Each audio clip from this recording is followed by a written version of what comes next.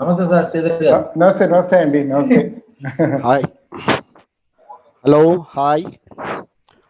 Welcome to for today EPMS, all participants.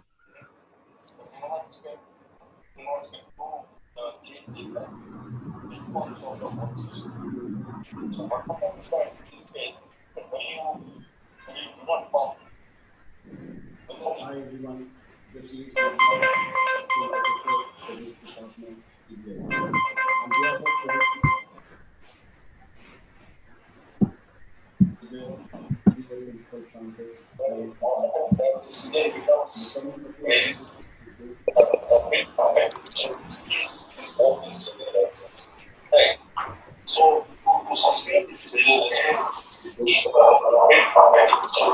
He's from SV University, Tirupati. In 1993, he got postdoc, Department of Chemistry, Regional University, Kyoto, Japan. After that, from 1994 to 97, he served as lecturer, Faculty of Science and Engineering, Richmond University, Shiga, Japan. From 1994 to today, Sir served long service in IICT, Hyderabad, in several positions like hired scientist, scientist EI, principal scientist, and presently is working as senior principal scientist. Sir is life member in different societies: Materials Research Society of India, Indian Association for Chemistry Teachers, Indian Association of Solid State Chemists and Allied Scientists, Electron Microscopy Society of India, Catalytic Society of India, and is also a member in different councils and societies: Academic Council, Institute of Science and Technology, JNU, Hyderabad, Board of Studies, Department of Chemistry, Smart City, Hyderabad, Industry Consultation Committee, Institute of Science and Technology, JNU, Hyderabad, Board of Studies, Department of Physics, Bhavans, Vivekananda College, Hyderabad, Board of Studies in Organic Chemistry, Padmavati Mahila Vishwavidyalayam, Tirupati, Board of Studies in Nanotechnology, Jawaharlal Nehru Technical University. Sir presented 379 papers in national and international journals. He has 6 US patents and 143 papers presented in national and international conferences. Under Sir's guidance, 8 students got PhDs and 2 are ongoing. Completed several MTech projects, around 45, and MSc project 78. Over to Dr. B. Sreedhar, sir. Thank you, sir. Thank you. Yes, sir. Thank you, sir. Thank you. Thank you. I'll try to share the screen. Yeah. Stop.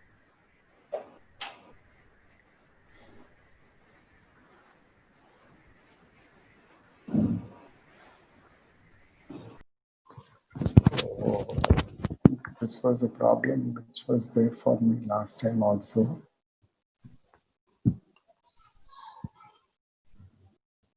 Okay. So are you able to see now? No, sir. Nothing, sir. Oh God. Share the screen. Natra, sir, you stop. No, mine is a Mac. And when I'm asking to share to screen, this will stop others screen sharing. Do you want to continue? Okay, sir. Continue. Natra, sir, Yeah. you stop your screen sharing. Okay, right. 1 minute. Just withdraw sheet screening. Okay, now? Okay. No. 1 minute, sir. Okay. Yeah. Yes. Okay, now. Sir, Sreedhar, Okay. sir, now you can share your screen, sir. 1 minute.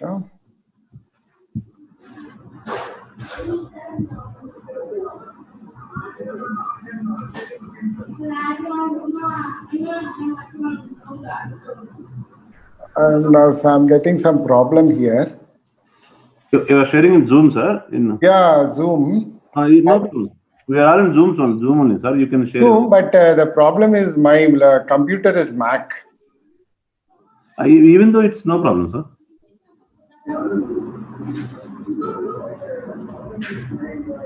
You thought that we are not in the standard of. This Mac is a problem, I know, every time. Otherwise, you send to some other one, they will share, sir.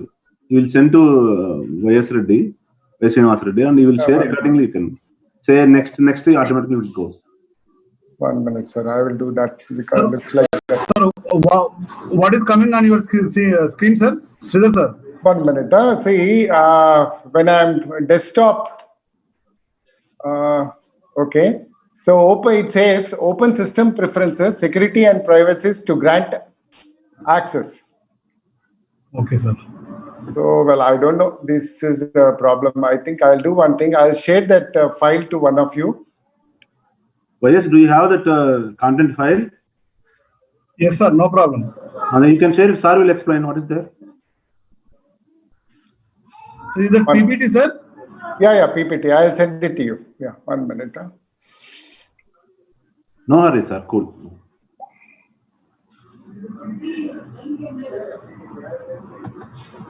Natarajan, sir? Yeah. Do you have a PPT supporting software there? Yeah, it's there. But I think here my bandwidth is very, very low. YS. Maybe I think here better to give to somebody else. To Subhadra madam? Shall I send to Subhadra madam? Yes. Yeah, you can send to Subhadra. Madam, Subhadra madam?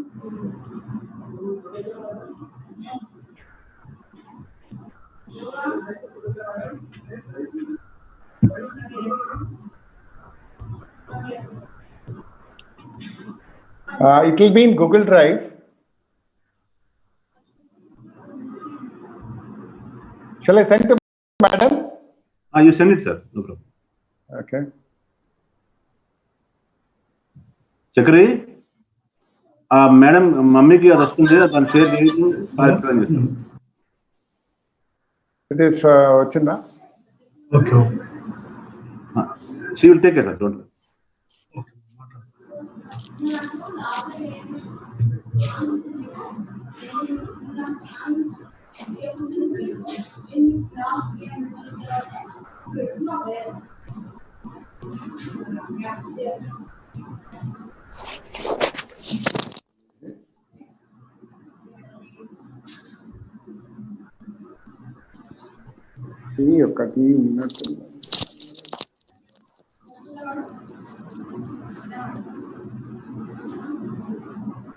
Chakri?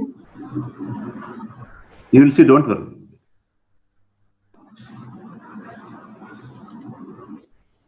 Yeah, got it, the mail?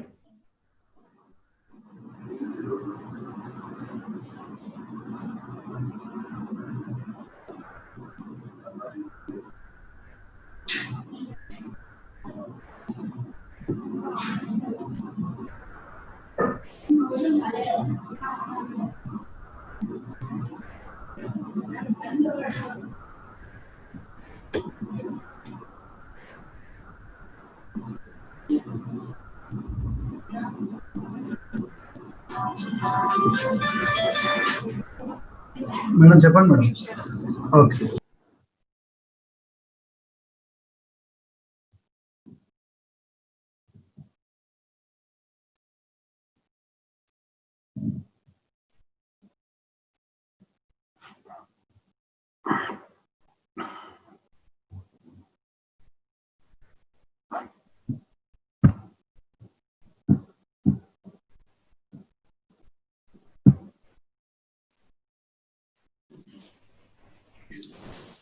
Not received it, sir. It may take some time, madam, please. No. Sir, Nilima is having this one only, sir. Nilima? Mac. She might.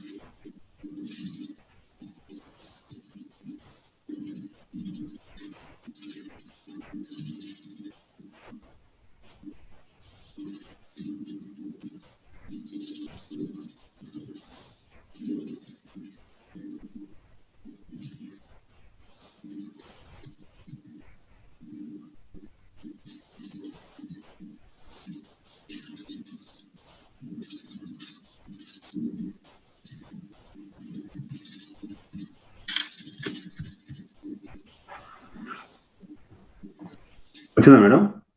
Yes, sir. Office mail ke gal sir. ఏదైనా ఎందులో sir పేరు మీద వస్తే తెలుసు, గుర్తుపట్టలేదు. నాకు పంపించిన దానికే పంపించిన మేడం.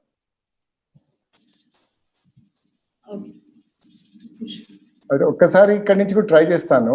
Okay.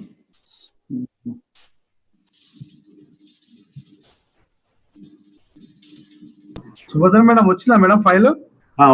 సార్ వచ్చింది. ఇప్పుడు వస్తుంది. Fine. Okay. Sir, you are sharing your screen, sir, right? Yes, there is my screen now. Yes, sir, no problem. Good, no problem. Madam, Yes. So, well, sorry for the delay, but at the outset, I am really very thankful to all of you for giving me this opportunity. Thank you, sir. Yeah, please. Today, I'm going to talk about nano-engineering materials that I've been doing for the last few years. I'll give a brief idea about the synthesis, their characterization, and the catalytic applications. Though my basics are in physics, at the Indian Institute of Chemical Technology, as you all know, it is basically a chemical technology lab where chemistry is the main thrust area. Well, other than though mainly it is about organic chemistry, drug discovery, natural products, and all such things. There is a small group which is working on materials, and we are synthesizing few materials, and they're trying to look for their catalytic applications. Recently, we are also working on some energy. This thing I will try to explain as we go by. And my role as a scientist in the institute is to look at the characterization part of it. And most of the times, I keep using my techniques like two instruments. This is what is called X-ray photoelectron spectroscopy, and this is the TEM, which is transmission electron microscopy. And with these along with these two characterization techniques, I also use thermal analysis, particle size analysis, and such things. So I will try to explain all of them one after the other as I go by. Okay.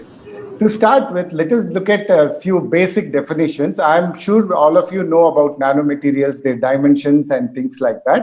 And what I personally feel is that these nanoscience or nanomaterials have been there since ages.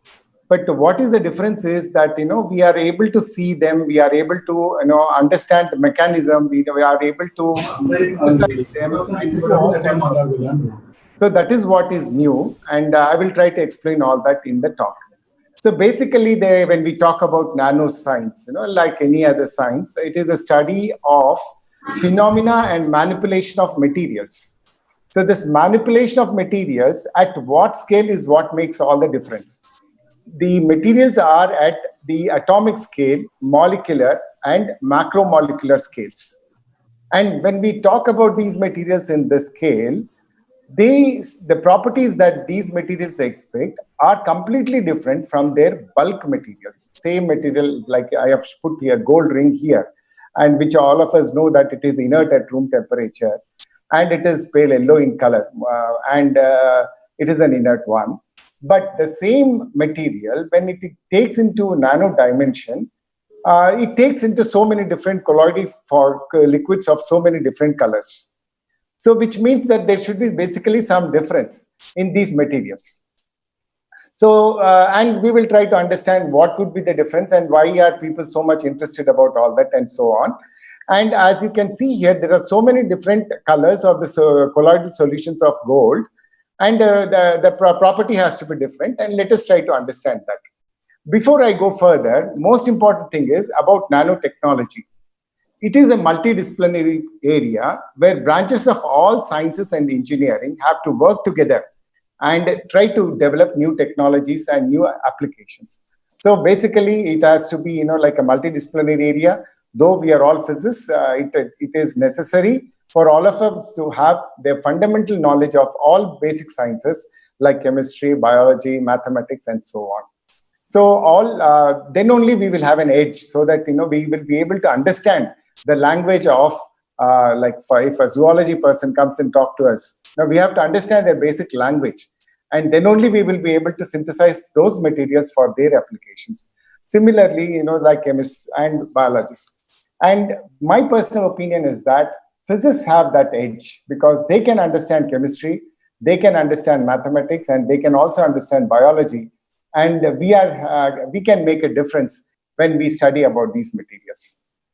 Now, once these materials are synthesized, these nanotechnology comes up where it is all about the design, characterization, and production and application of these materials with nice structures, devices, and systems which have novel properties, where we can control by by the size of their nanoscale.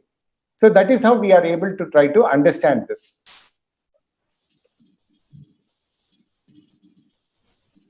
I have a problem here. Okay.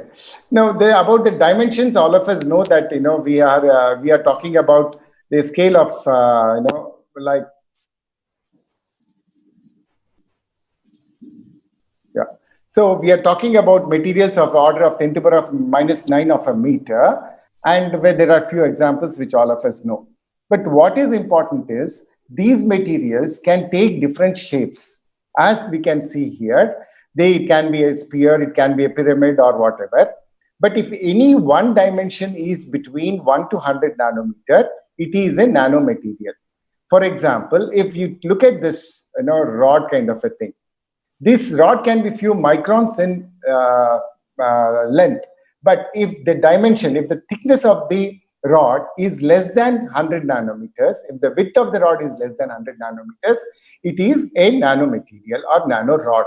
Similarly, this tube, if the internal diameter of the tube is less than 100 nanometers, it is a nanotube.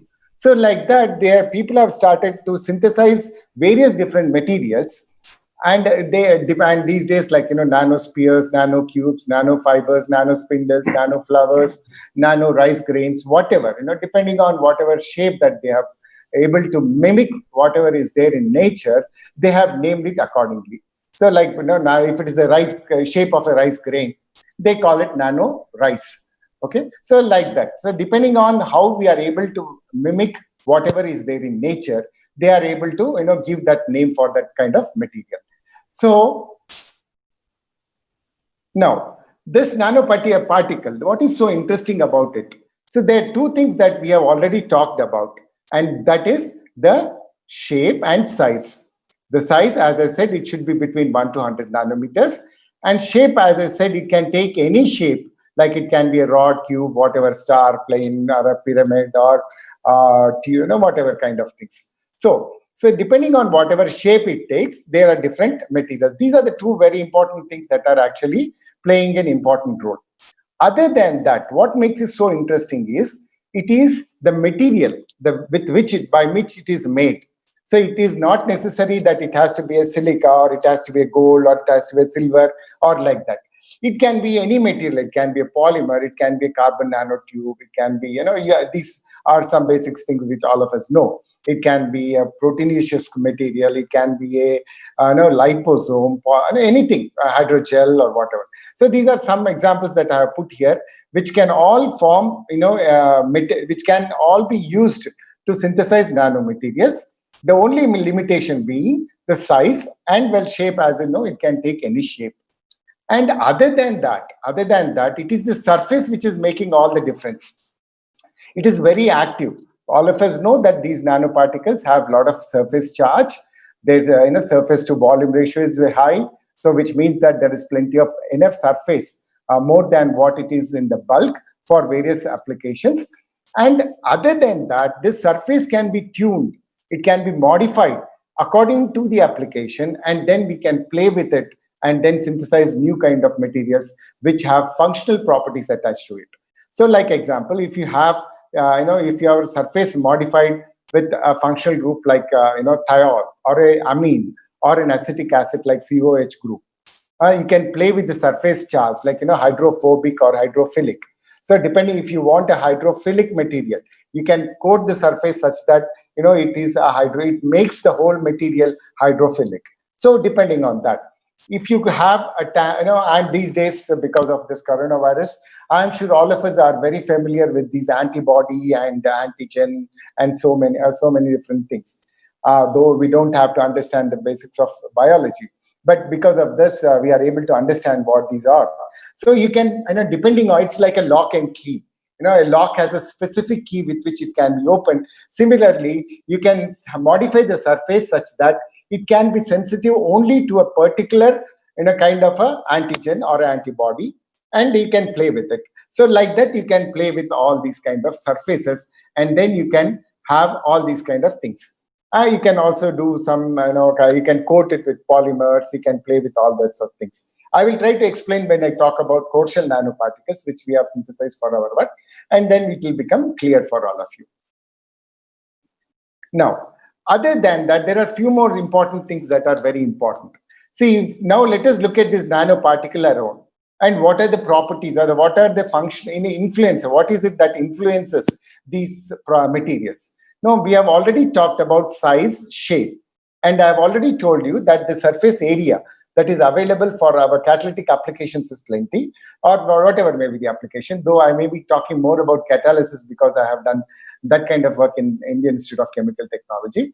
So maybe I'll be using this word a little more. But these are some things which are already there. Surface charge is enormous.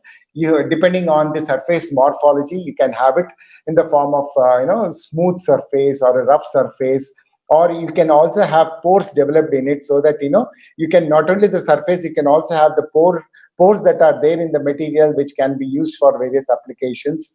And depending on whatever, like if your applications, like if it is photocatalytic application, you have you play with the valency and conduction band and the distance between them, the band gap and all. So like that. Functional groups, as I've said, we can modify them. You can have various ligands attached to it. You can also make them crystalline with defects or without defects. And as I said about this hydrophobicity and philicity, so that you can play, depending on in which solvent you are suspending them, you can do all sorts of things. Then next comes the suspending medium. See, when it is not necessary that it has these materials to always to be in what's called organic solvents. So it can be in water, depending on their properties, acids, base. It can be, surfactants, polymers, whatever may be. This depending on the surface medium also, it influences the properties of these nanoparticles. Okay. Now, and this is as I said this about hydrophilicity and hydrophobicity, this surface hydration, dehydration properties, and all sorts of all sorts of these interactions which are there on the surface, which can be like double layer formation or charge neutralization, because you may have some charge that is already there, which is not actually helping you to do your work. Then you can neutralize it with the appropriate charges, and see that you can have these materials with a required amount of surface charge, and then try to play with it. So these are some things that are possible. And when we talk about these nanoparticles in biological medium, so there are plenty more things that are available for it to play with, because this material has to be, first thing is it has to be biocompatible. After that only next things comes. So once they are biocompatible, then you can play with all these kind of things, like you can modify its surface charge, you can play with its functionalization, such that appropriate kind of DNAs or RNAs, whatever can be there. So that whatever is the binding interactions that are there, for example, receptor ligand. So the appropriate receptor is already there on the surface. So you have to look for a ligand which is specific to this receptor and have it onto the surface. So like that. So then, this becomes more specific, because most of them have to be biocompatible. You have to look for biomolecule interactions if you are looking at, like lipids, proteins, and so on. And when you talk about this, maybe I know people who are interested about these biomaterials. This article, which is Nature Materials, Volume 8 of 2009, it's a very interesting article where it specifically talks about how these nanoparticles, I like this article because it gives a lot of, important properties that actually these materials actually, especially nanoparticles play an important role. So in that you can see, chemical composition, surface functionalization, because there are three mediums in it.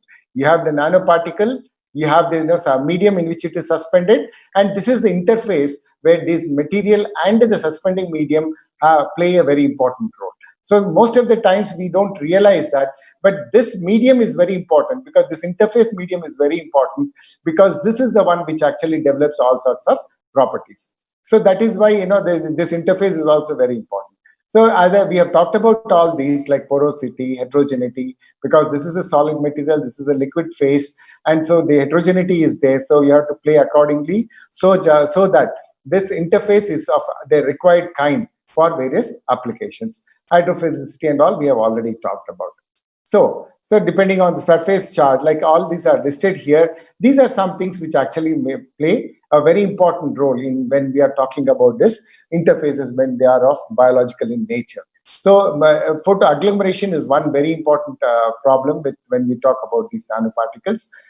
This particle aggregation or agglomeration we have to avoid.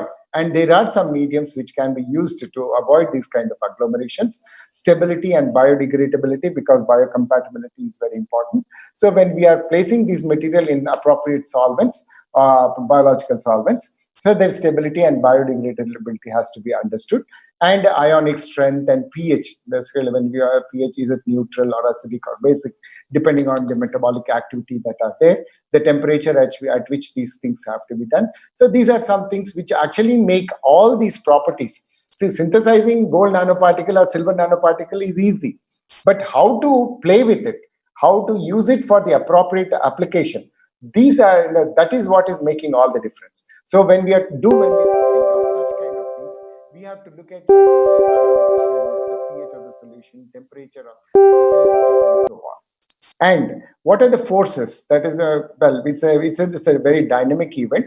So these are some things like van der Waals forces, biomolecules, these can be electrostatic or electrostatic.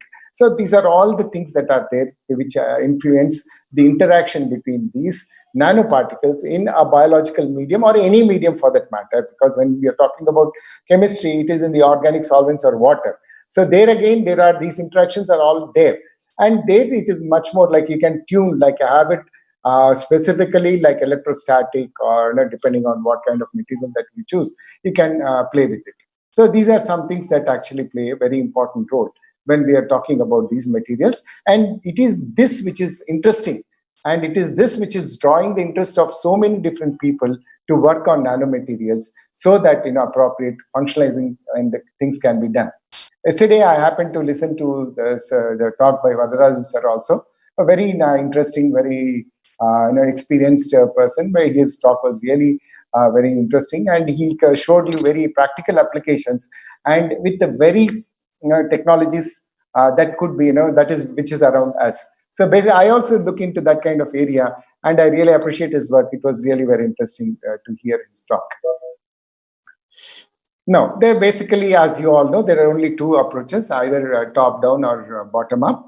And when we are talking about this, top-down approach, you start from the bulk materials, and slowly you try to, bring down to the scale, which is nanoscale of the size. And in this process, you try to do all sorts of things, where we have various material kinds of things and all. And the other one is the bottom up, where you start with atoms or molecules and try to build one after the another, where you have a nucleus, and then you try to nucleate it, then you try to allow it to grow on its crystal growth and so on, and then you try to work on many things so that you end up materials which are of nano dimension and shape.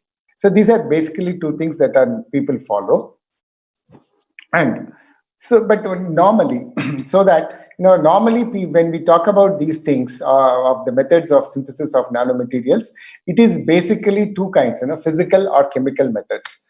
But these days, like yesterday also sir was telling, biological methods are also catching up, and where people are using various kinds of plant material or enzymes and all sorts of things for the synthesis of metal nanoparticles or metal oxides and so on.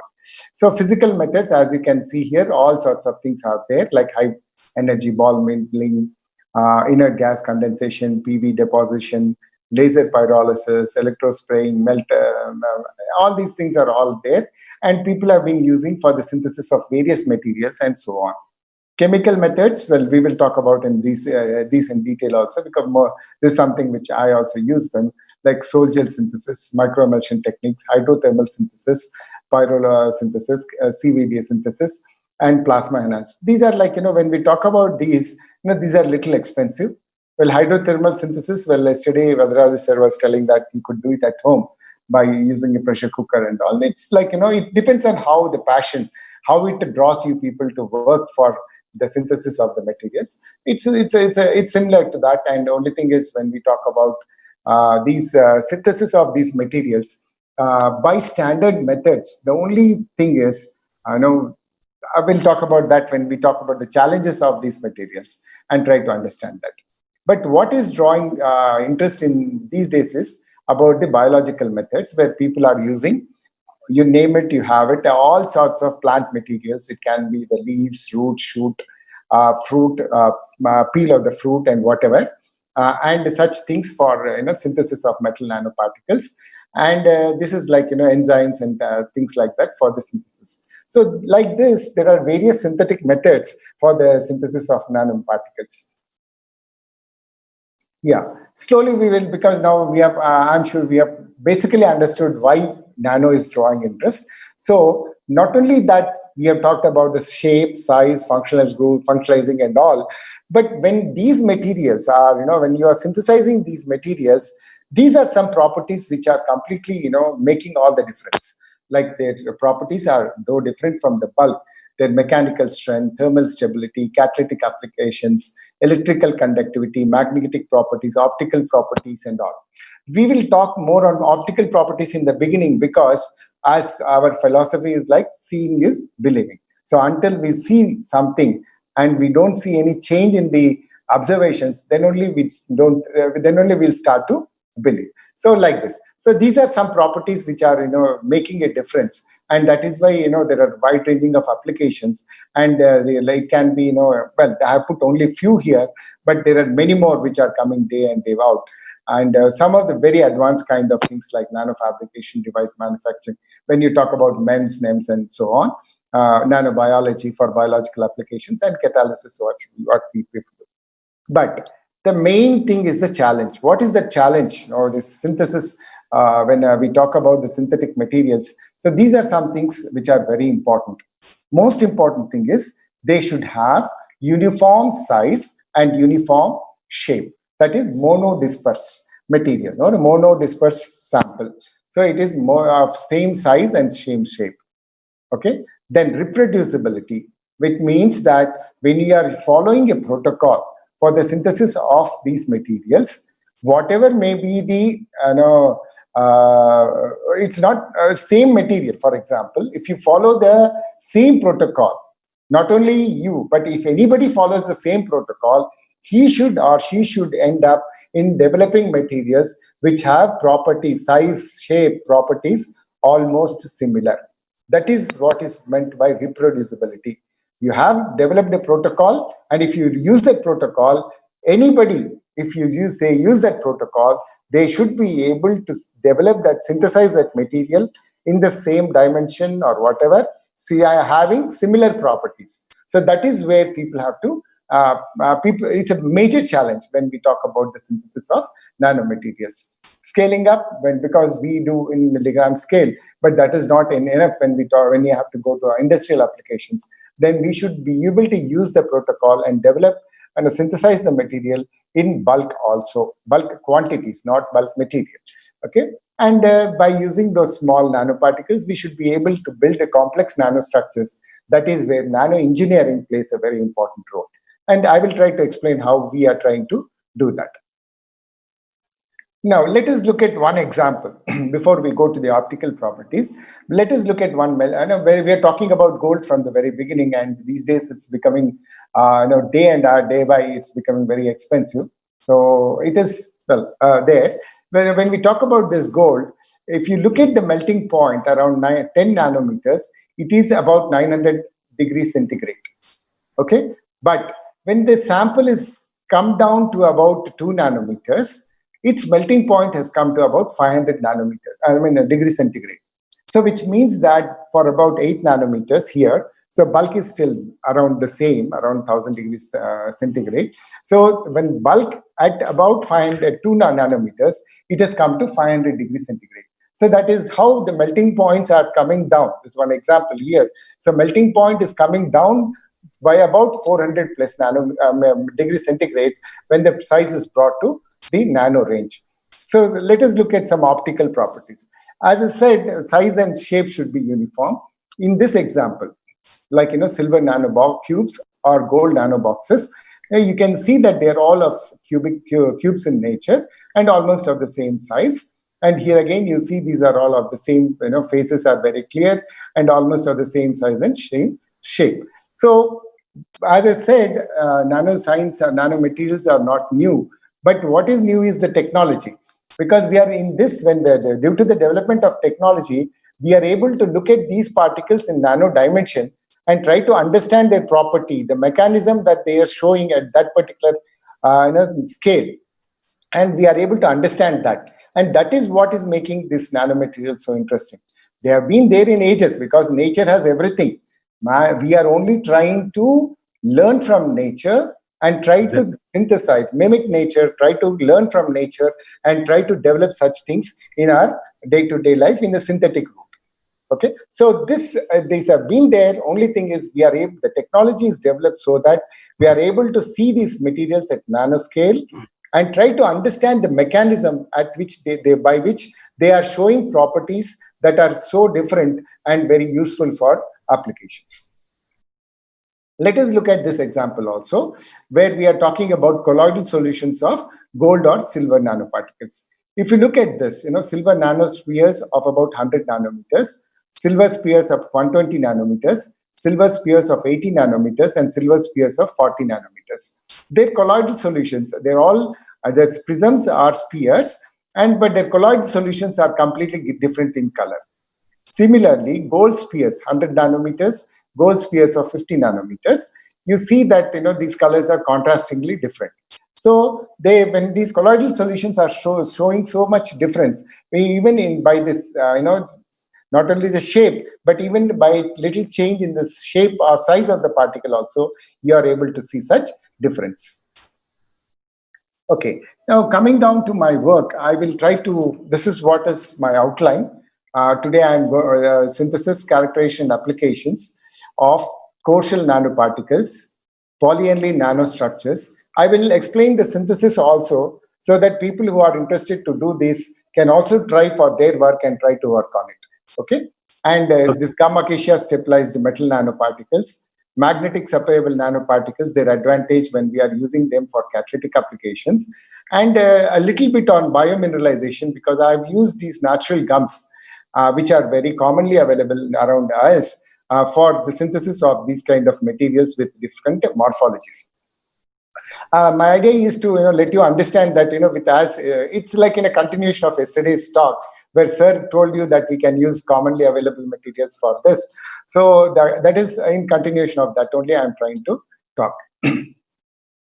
Okay, sir. Okay. Yeah. So this is gum acacia. I'm sure all of us must have seen this kind of globules, gum globules to neem trees in our campuses and all. So these are the similar kinds of gums from various trees, and this one is one gum from acacia. And it's like it's very commonly used in various areas, like it's edible gum. Ornamental plants, paints and all, binders, timber, cosmetics, lithography, pharmaceuticals, and so on.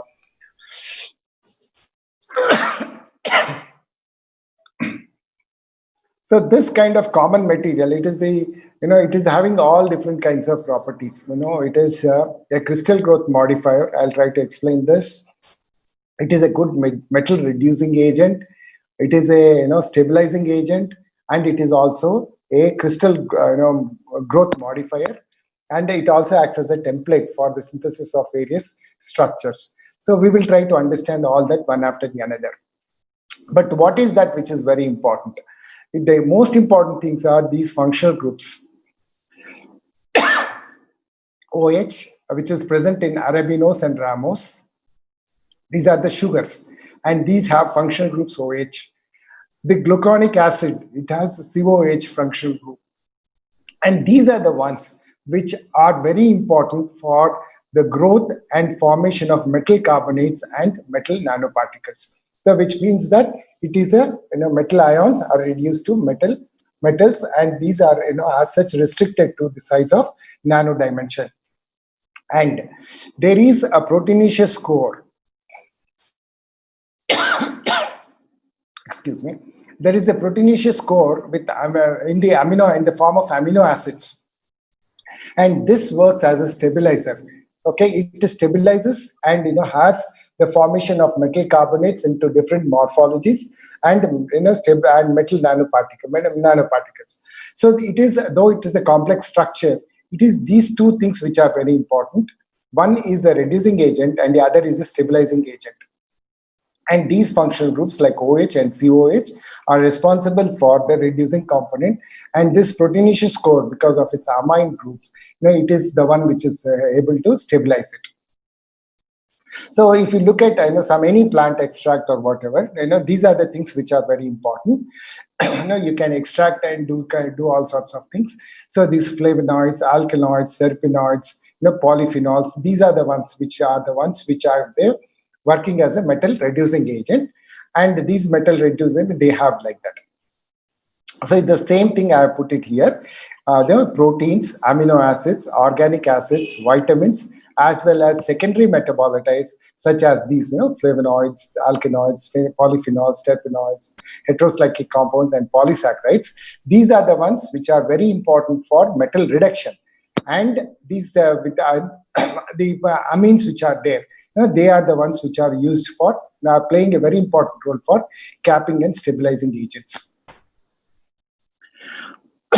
These are some of the reducing agents which people use, like sodium borohydrate, hydrazine, and all. So these are toxic and very like phosphoric acid, sulfuric acid, and all.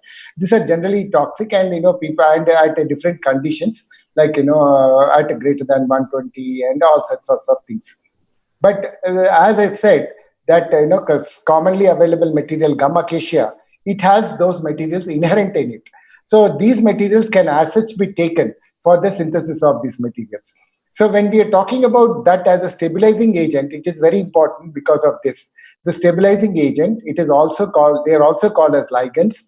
They're also called as capping agents. They're also called as passivaging agents. These all mean the same. They are all the same terminologies which have almost similar meaning. Stabilizing agent, ligands, capping agents, passivating agents, and so on. So as I said, because of this active surface charge on these nanoparticles, they tend to agglomerate. And once they start to agglomerate, they form into a bulk, and which means that all the properties of the nanomaterials are gone. So that the main problem is to control this, this prevent to uncontrolled growth of particles is one thing. I will talk about that when I explain my example. Prevent particle agglomeration, control crystal growth, control particle size, and allows particle solubility in various solvents. These are all very important. This is like functionalizing, like, if it is a hydrophilic surface, you cannot dissolve it in a hydrophilic solvent. Okay, so if they similarly, or depending on the surface modification, you can play with it. So these are the ones which are very important. Uncontrollable growth of particles, because our major challenge is to form them in uniform size and uniform shape. So that means that if you have them in a similar concentrations, the force that is exerted on the growth of the nanoparticles is uniform, and that results in particle synthesis of uniform size. That will become clear when I talk about my example about palladium nanoparticles, which we have done. Okay, prevent particle agglomeration, crystal growth, and all these things. So all these things I have observed, and I will try to explain when I talk about my examples. Okay, this is the one which work we started. Initially, like all others, we started work on silver and gold nanoparticles, and those were very easy because we could take the precursors, mix them at room temperature, leave them at room temperature overnight.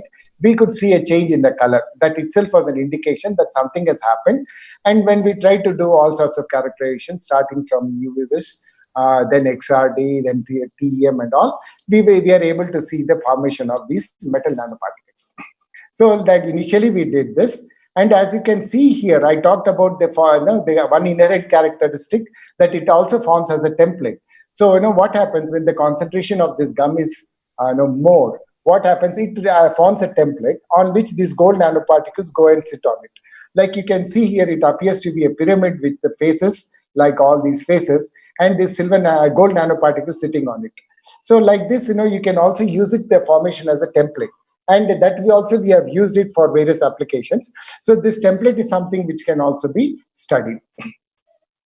But as you know, we use these materials for catalytic applications, and most of the times it is palladium or platinum, which are very good catalysts for various organic transformations. Similarly, we also started working on this platinum and palladium, though our initial work was on silver nanoparticles. So what happened is, we thought that, like silver or gold, we can leave the mixture at room temperature, and then next day we will see some difference. But unfortunately, there was no change in the color, which means that nothing has happened to this palladium ions which were there.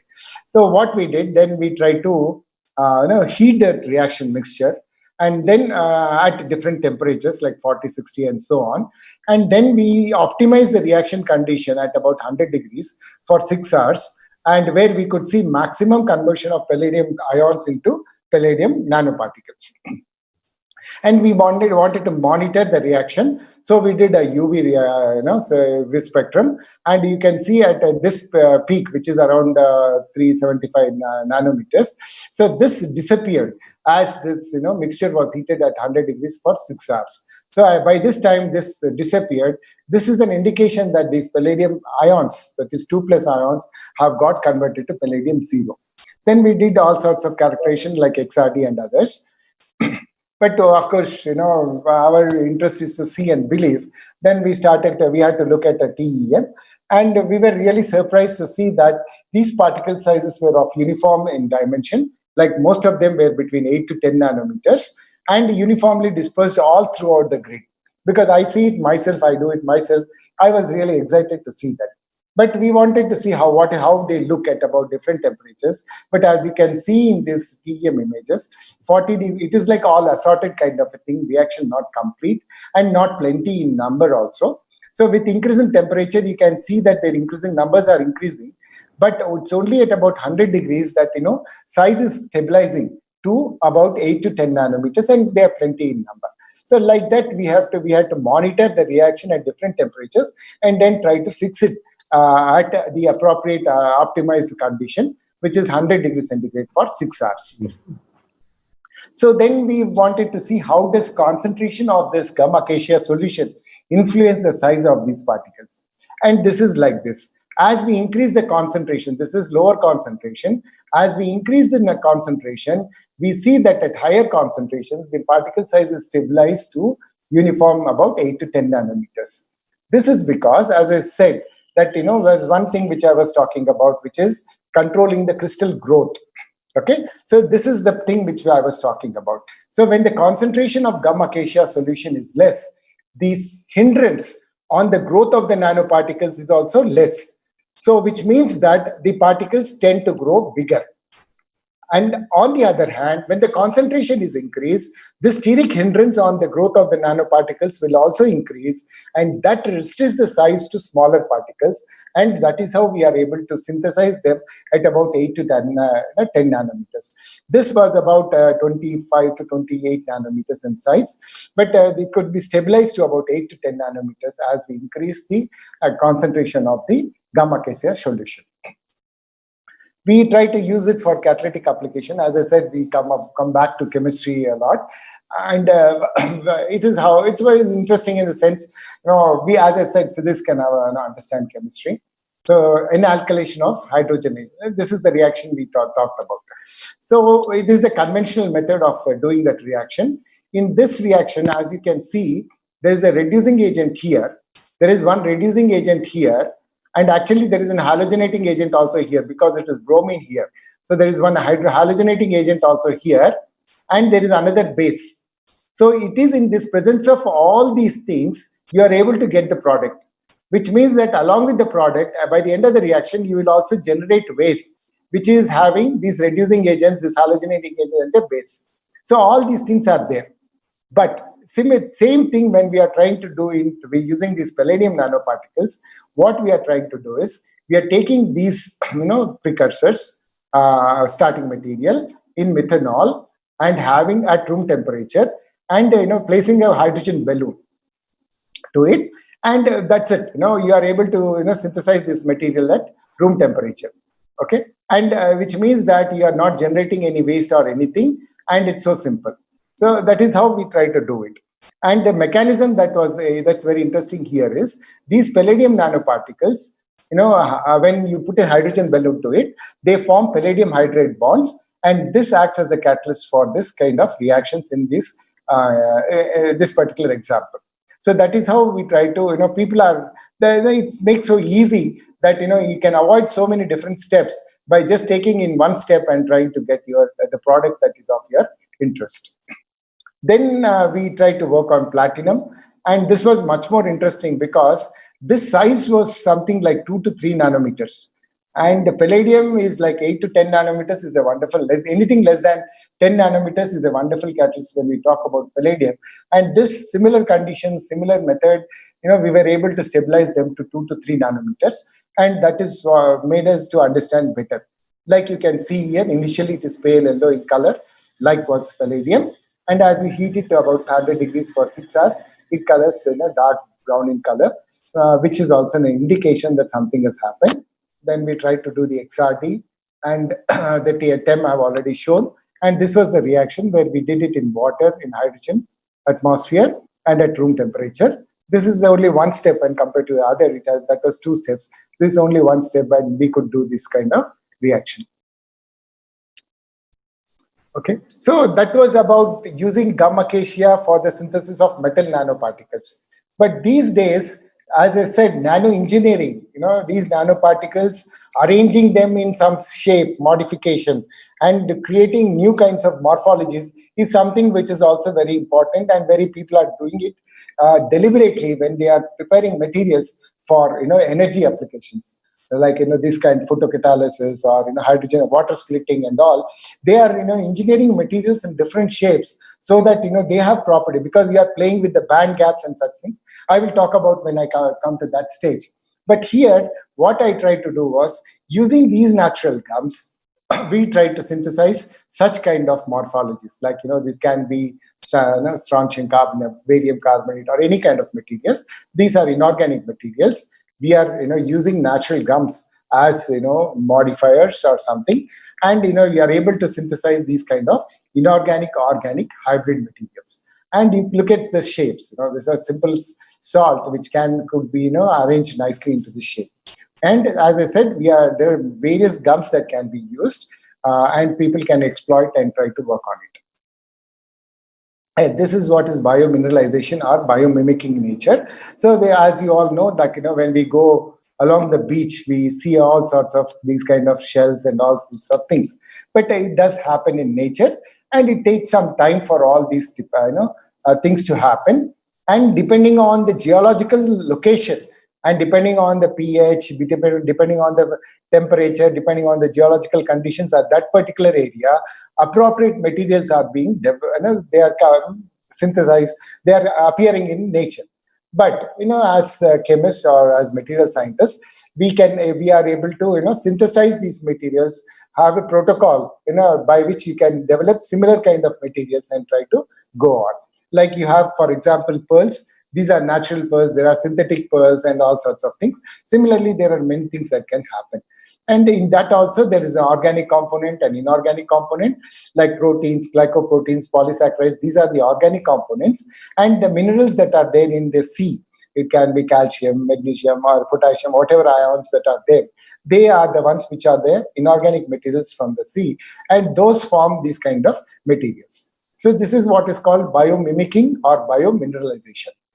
Here, the basic steps are very simple. It starts with the nucleation, formation of an anion or of this whatever material that is there. And then this crystal, that crystal has to expand.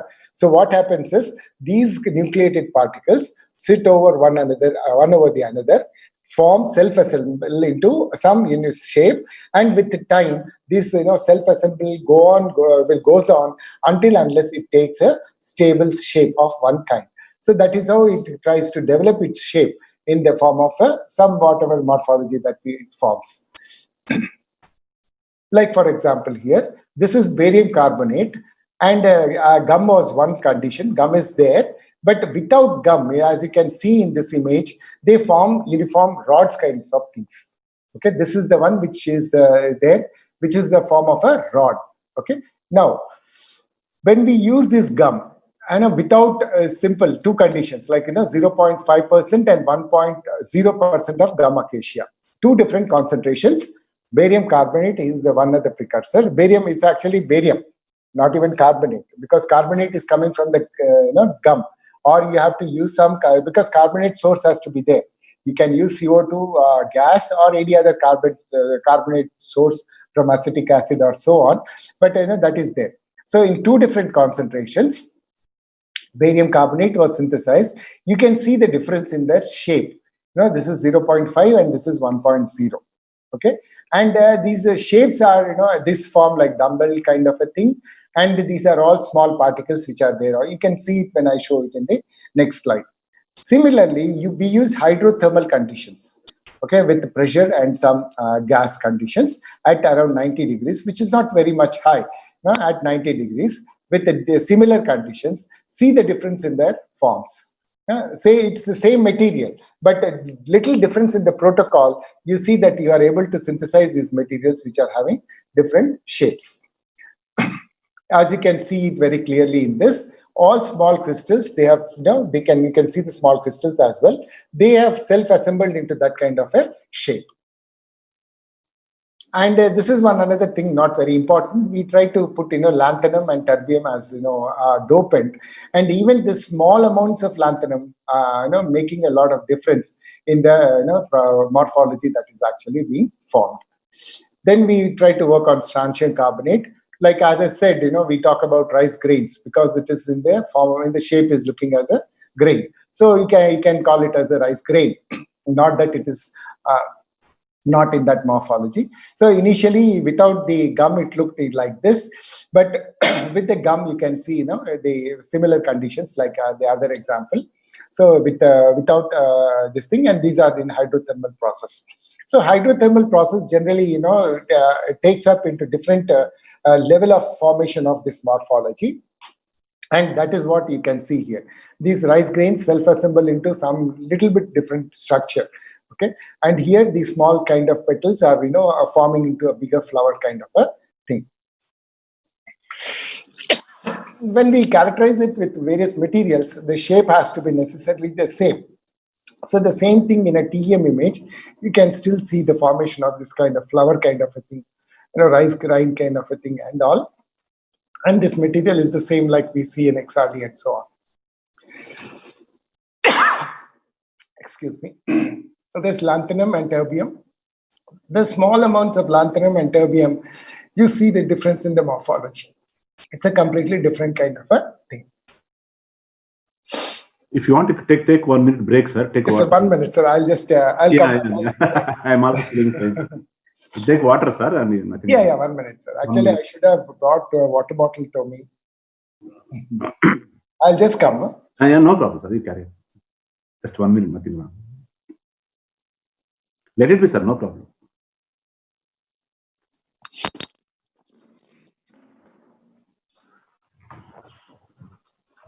Yeah.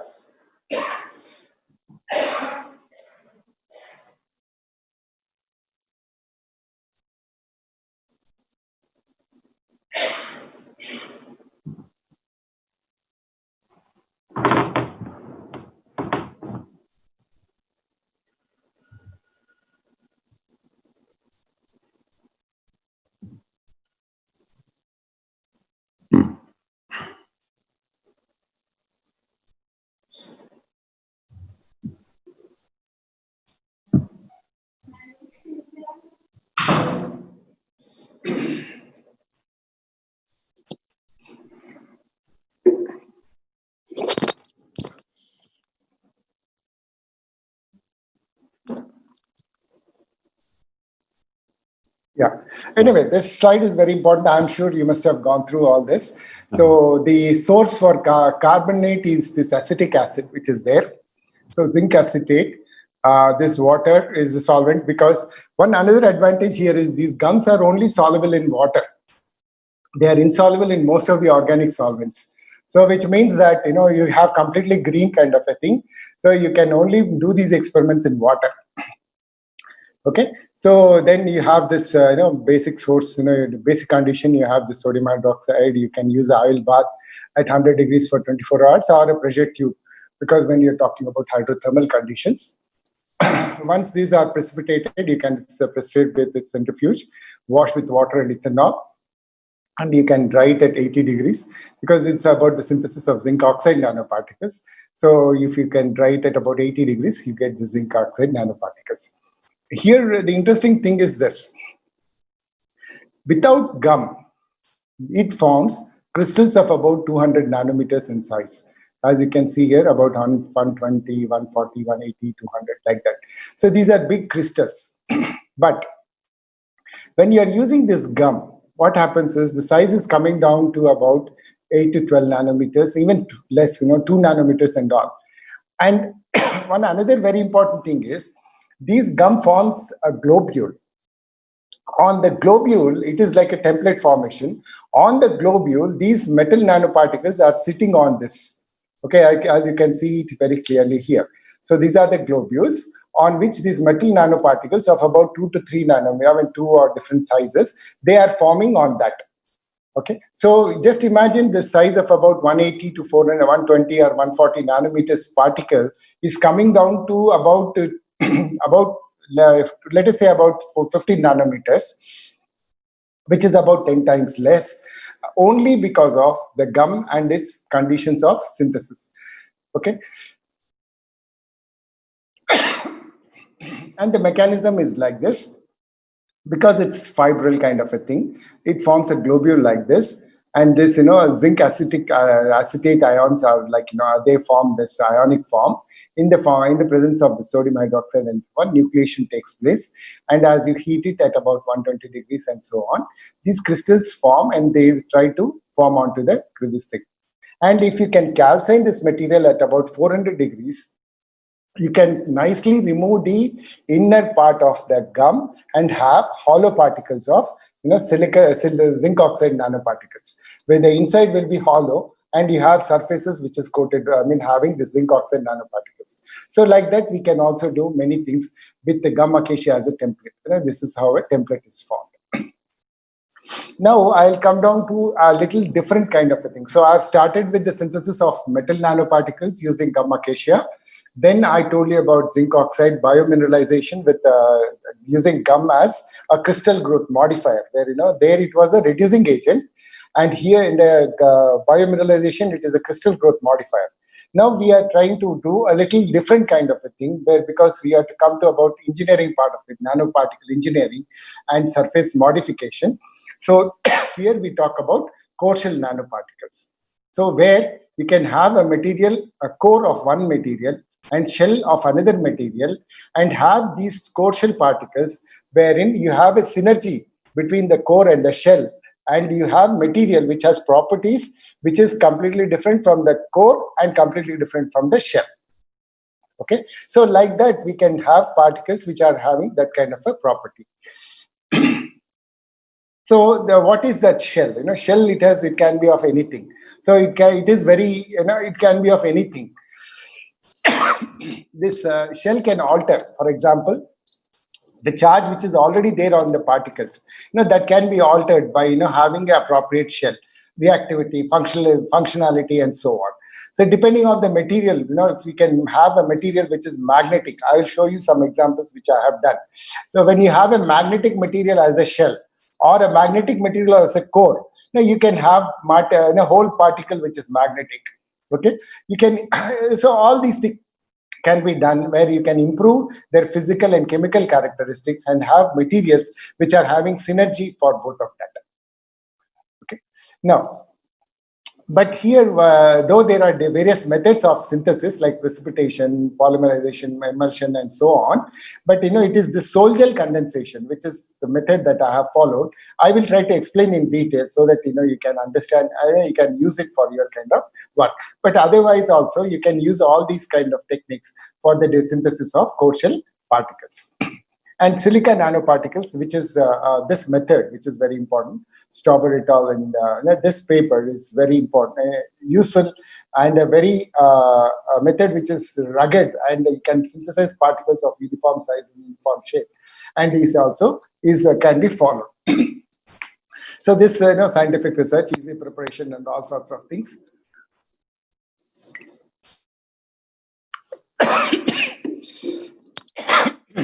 Basically, there are only two reactions that are there, which is hydrolysis and polycondensation. And using these two conditions, you are able to get this silica in its silica 0 form. So, which is this kind of a network which can be used for that. And this Stauber method, please follow this review and try to get information. But basically, it gives like this. You have, these are the precursors: ammonium hydroxide, absolute ethanol, tetraethyl orthosilane, which is the precursor for silicon. And you mix all of them into this, add few drops of water, stir it at for about 3, depending on whatever is the size that you are looking for, you can end up getting silica nanoparticles. This particular method is rugged in the sense you can, the ratio in which you use these precursors, is so very clear that you can fix and get appropriate particle size, anything between 10 to 500 nanometers, though it is there 200. I have myself tried in higher nanometers. So anything in this range you can try to simplify. And basically, these are some things which I would like to talk about. Surface modification. I'll try to explain where you can have this metal particles modified with thiols, amines, phosphines, and so on. I will show some examples where you will understand why it actually becomes necessary, and this is how it actually is there.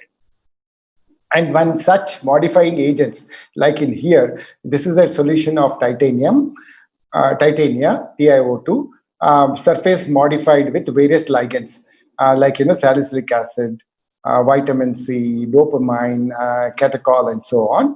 And depending on their characteristic colors, because of their surface modification, you see characteristic colors of that particular this thing. So depending on the appropriate colors, when you're talking about their optical properties, you can use the appropriate color. If you want to absorb light in particular radiation, you can use the appropriate ligand and have that kind of a filter kind of a thing. So like that, you can play with these kind of modifications. I will try to explain that when I use my work. And these are some surface modifiers depending on the kind of group that you want to have as a functionalizing group, like amine groups, thiols, or diphenyl phosphine, and so on and so forth. And once these materials are synthesized, people generally go for FTIR technique to understand this presence of the functionalizing agents on the surface of these shell material, core materials. Okay, this I can. Okay, when we are looking at these metal nanoparticles, core shell nanoparticles, you have a core of one material. You can have the shell of another material. And once you functionalize this, it's like a multifunctional core shell nanoparticle. There are so many different functionalizing groups that you can attach to this and have appropriate kind of, like here you have a magnetic particle onto it, and then use it for various applications. So these are all what are kind of things that are possible. You can play with the core of magnetic or a fluorescent material, shell of inorganic material. That means you coat with silica, and you functionalize with acetic acid, depending on whatever you want, like thiol group or amine group or whatever, and then play with all those kinds of these things. So this is how you can have. The engineering of these materials, there is ample scope for modification. And this is the same thing, like you have the metal core, oxide shell is there on the metal core, and you have these coatings where, for example, when we talk about catalysis, it is all about oxidation and redox reactions which are happening on the surface. So like that, these kind of things that are there. And depending on, metal, like when you're talking about, band energies, valency band, conduction band, materials for photocatalytic applications, or such kind of things, you can play with these kind of, coating material and have that kind of a material. So these find various applications in these kind of things. And basically, depending on the type of material that is used to synthesize these core shell nanoparticles, you have different types, like semiconductor, metal, polymer, metal oxide, or metal superconductor, or whatever, depending on whatever you do. Like here, you have metal like palladium and iron platinum as a shell material. Okay, so here you have cadmium sulfide, a semiconductor, and a zinc selenide as a semiconductor. So it is like this. So depending on the surface modification, you can have these kind of colloidal or solutions of your kind. So in this example, you can very clearly see that initially you see the core very clearly and the shell particles on it. But as you increase the shell particles on it, you see only the shell here, but not the core. And this can be measured with different. I'll come to that later. And depending on these varieties, like this is the encapsulated particles of core shell particles. It's a hollow particle. It's a core shell kind of a thing. So you have, after this functionalizing rooms, you can have these particles or the shell material like that. So depending on the kind of procedure that we follow, we have different materials. Now let us look at the advantage of this. We'll come back to the colloidal solutions of gold. So in this is an ion, gold ion, which is pale yellow in color. Once it is reduced, you see that it becomes red wine in color, which is the standard color. And this is because there is an intensity difference. Like this is looking dark brown in color. The only difference being that the concentration of gold is increased from 0.25 mole% to about 0.9 mole%.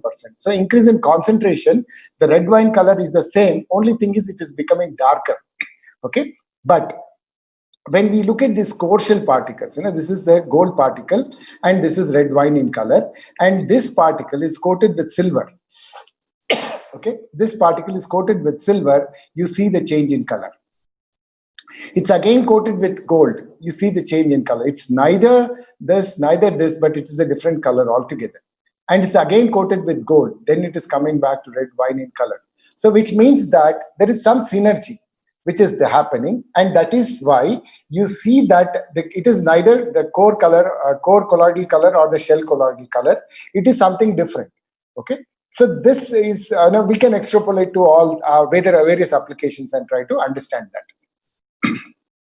And depending on the thickness, if you buy a simple UV, for example, silica coated with gold, depending on the thickness of this gold layer, we can we can understand from a simple UV surface plasmon resonance peak of gold.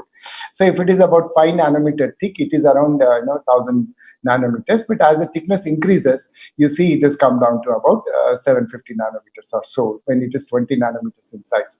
So like this, with we can look at the surface plasmon resonance peak and try to know about the thickness of the material. So for this, what we did was, this is where we started working on. So initially, I started on silica nanoparticles. And this particular reaction, which is there, let us not go about the chemistry and all, but this particular reaction was also done before. But the only difference was that they were using harsh conditions, and it was not done at room temperature, or using some catalytic conditions, which was really harsh. So what we did was, this silica nanoparticles as such, using water as the solvent and doing the reaction at room temperature for about 1 hour, we were able to get this kind of material. So like, what we are following the principles of green chemistry and trying to work on it. So as you can see here, this these silica nanoparticles as such, without any modification or anything, by using water as a solvent, we were able to do that. But here I want to emphasize on one thing, how surface area plays a very important role. See, in this, the precursors are, as I said, tetraethyl orthosilane, ethanol, water, and ammonium hydroxide. It can be sodium or ammonia, whatever. And here, only difference is that, here we have taken 8 units of ammonium hydroxide, and here we have taken 4 units of ammonium hydroxide. With a small difference only, you can see that the sizes are different. Here you get particle size of about 60 to 70 nanometers. Here you are getting particles of about 350 nanometers. And when we measure the surface area, you see that this is about 243 meters square per gram. And this is about 20 meters square per gram, about 10 times less. Okay. So which means obviously when we use this material for catalytic applications, obviously this is a better catalyst compared to this. So we try to, do this extra work and try to, show that this surface area plays an important role in catalytic applications, and we try to do that. But later what we did was to go for the core shell nanoparticles, and in the process we did two different works. One was silica coated with copper nanoparticles, and this is silica coated with tungsten nanoparticles.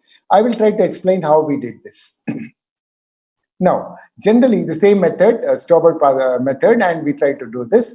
But when we look at the silica nanoparticles, the terminals are having OH groups on it. This does not allow the shell material to come and sit on it, because generally what happens is we have to develop a friendly relationship between the shell material and the core material. That is what is very important. So this friendly material, bonding, synthesis of that is what is called surface modification or surface functionalization. So what happens is when we do that, when we took, for example, 3-amino-propyl trioxylane, these OH group terminals are now converted to NH2 terminals. Now to this you can have a metal ion attached to it, which can be reduced, and then you can have that metal as a shell material. So that is how when we try to do core shell nanoparticles, we need to have the shell, the functionalizing or modifying agent, and then you should have the shell material on it. So that this bonding will be there, and when we use such materials for catalytic applications, it will not leach. The surface shell material should not leach in catalytic application. So that is how people try to have this link between the outer surface of the shell and the inner surface of the shell. I mean, outer surface of the core and inner surface of the shell, and so that it doesn't leach in when they use it in for applications. Like this is the silica material, on which you can see copper particles of about 2 nanometers sitting on it. We try to do all sorts of characterization, and this is some things which I can explain sometime later. Like this is a TGA coupled to mass, so that we need to know with the presence of this functionalizing agent in the sample. So as I said, people use FTIR to do that, but I use TGA mass because when this particular area, you can see these mass fragments that are coming out from the functionalizing agent, that is triethoxylene. So these are all the functional groups that are coming out of that, and we try to do that. XRD is there. This is the surface plasma peak, and this is what is called X-ray photoelectron spectroscopy, on which I work. And this characteristic peak is due to copper 2+. This is the fresh catalyst, and this particular characteristic peak, this 932.4, is the characteristic peak for copper 2+, copper in metallic form.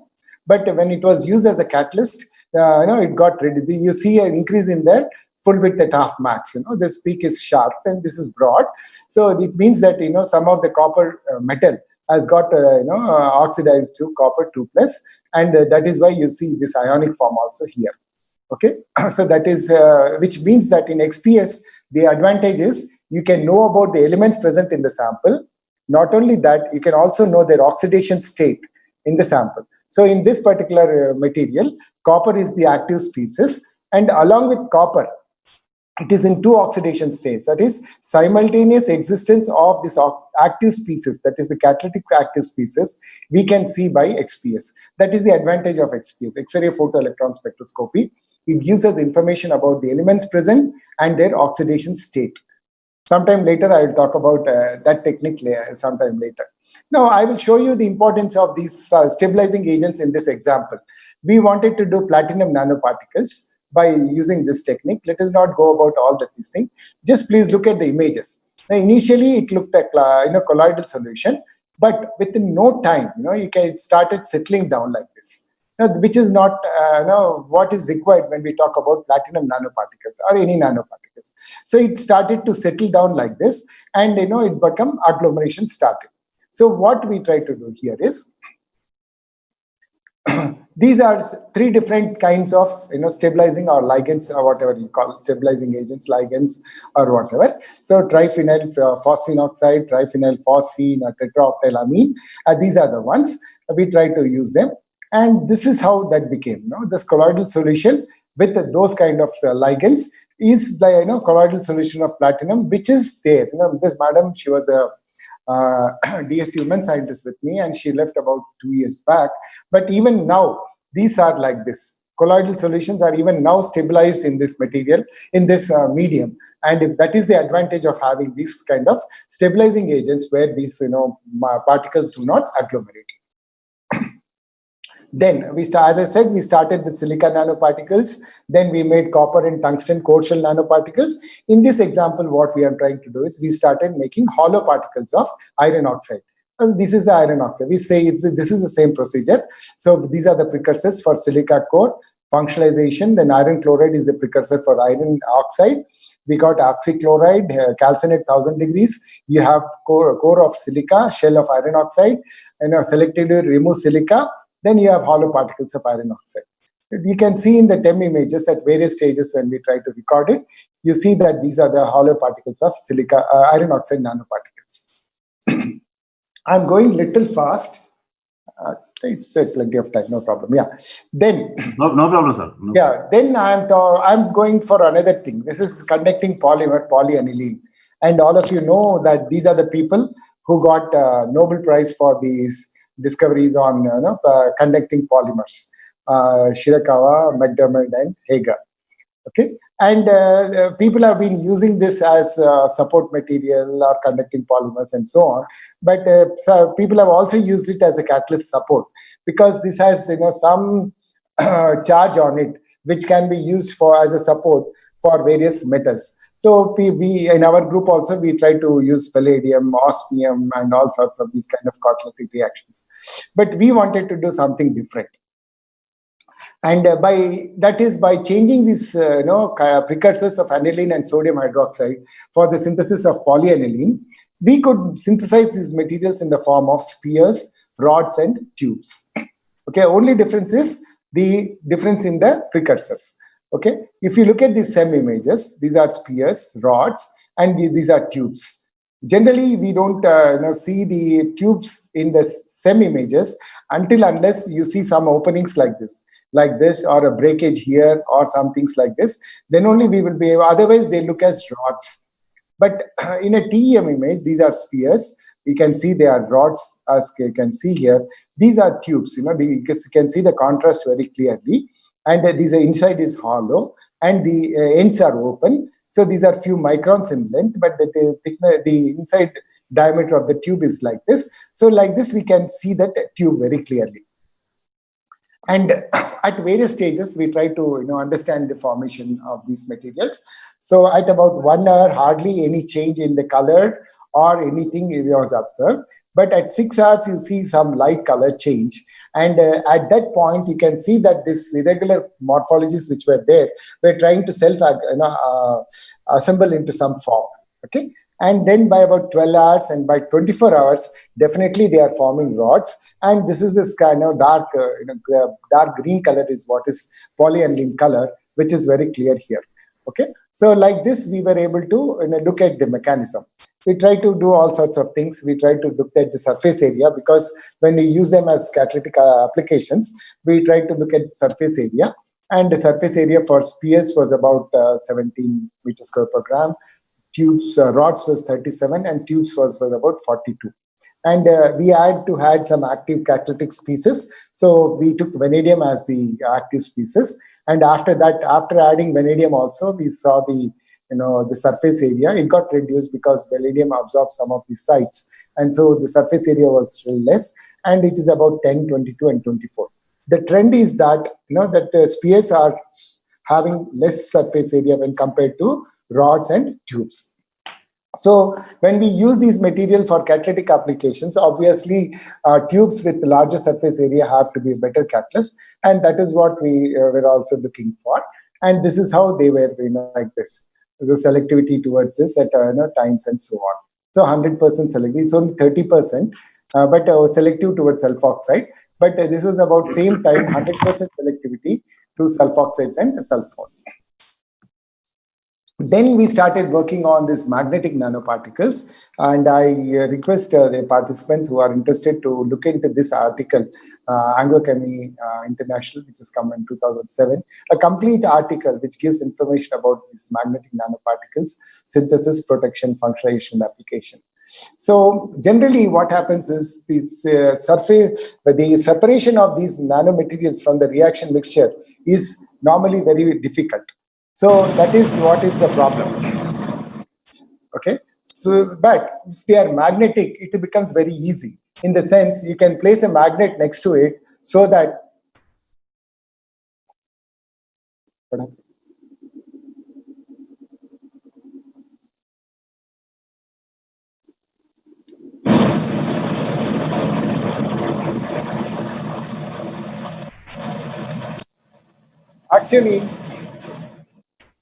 Actually, this magnet should come next to it, and this colloidal solution should become clear. I don't know what is the problem here. It works in this thing, but here there is some problem. I'll try once more, but that is video, sir. It is a video. Problem is there should be a magnet next to it, and this colloidal solutions, magnetic particles are attracted to the magnet, and it becomes a clear solution. Anyway, next slide has some images. That cap has a magnet, sir. Yeah, this is where we can see here. Yeah. These are in two different solvents. This is the colloidal solution of silica particles covered with the magnetic particles of iron oxide. Okay, you can see in this image, the TM image, one silica particle and all this thing covered on it. And this, by just placing a magnet next to it, we can clearly separate the reaction mixture from this nanoparticles, which is generally difficult when you use these nanoparticles for catalytic applications, where we have to use a centrifuge or with very high speed of revolutions per second. But here it is very easy. You can, any normal magnet which is available can be used for separating the catalyst from the reaction mixture. So all particles are come to a side. Yes, sir. Very nicely, they come on towards the magnet. Yeah, very interesting. Actually, that video is not working. I don't know. Then we try to do in all organic reactions like this, a 3-component reaction for the synthesis of propargylamines. And this is then where we use these magnetic nanoparticles, and we did all sorts of work. This boy was the one who did this work, the magnetic nano Fe, various reactions with Fe3O4, and they are about 25 nanometers in size. Before the reaction and after the reaction, they are almost the same, and the XRD is also the same before and after. This is the result by X-ray photoelectron spectroscopy. As I said, we can know about the elements present and we can know their oxidation states. And in this, iron is having 2 oxidation states, that is iron 2+ and iron 3+ in Fe3O4. The crystal structure looks something like this.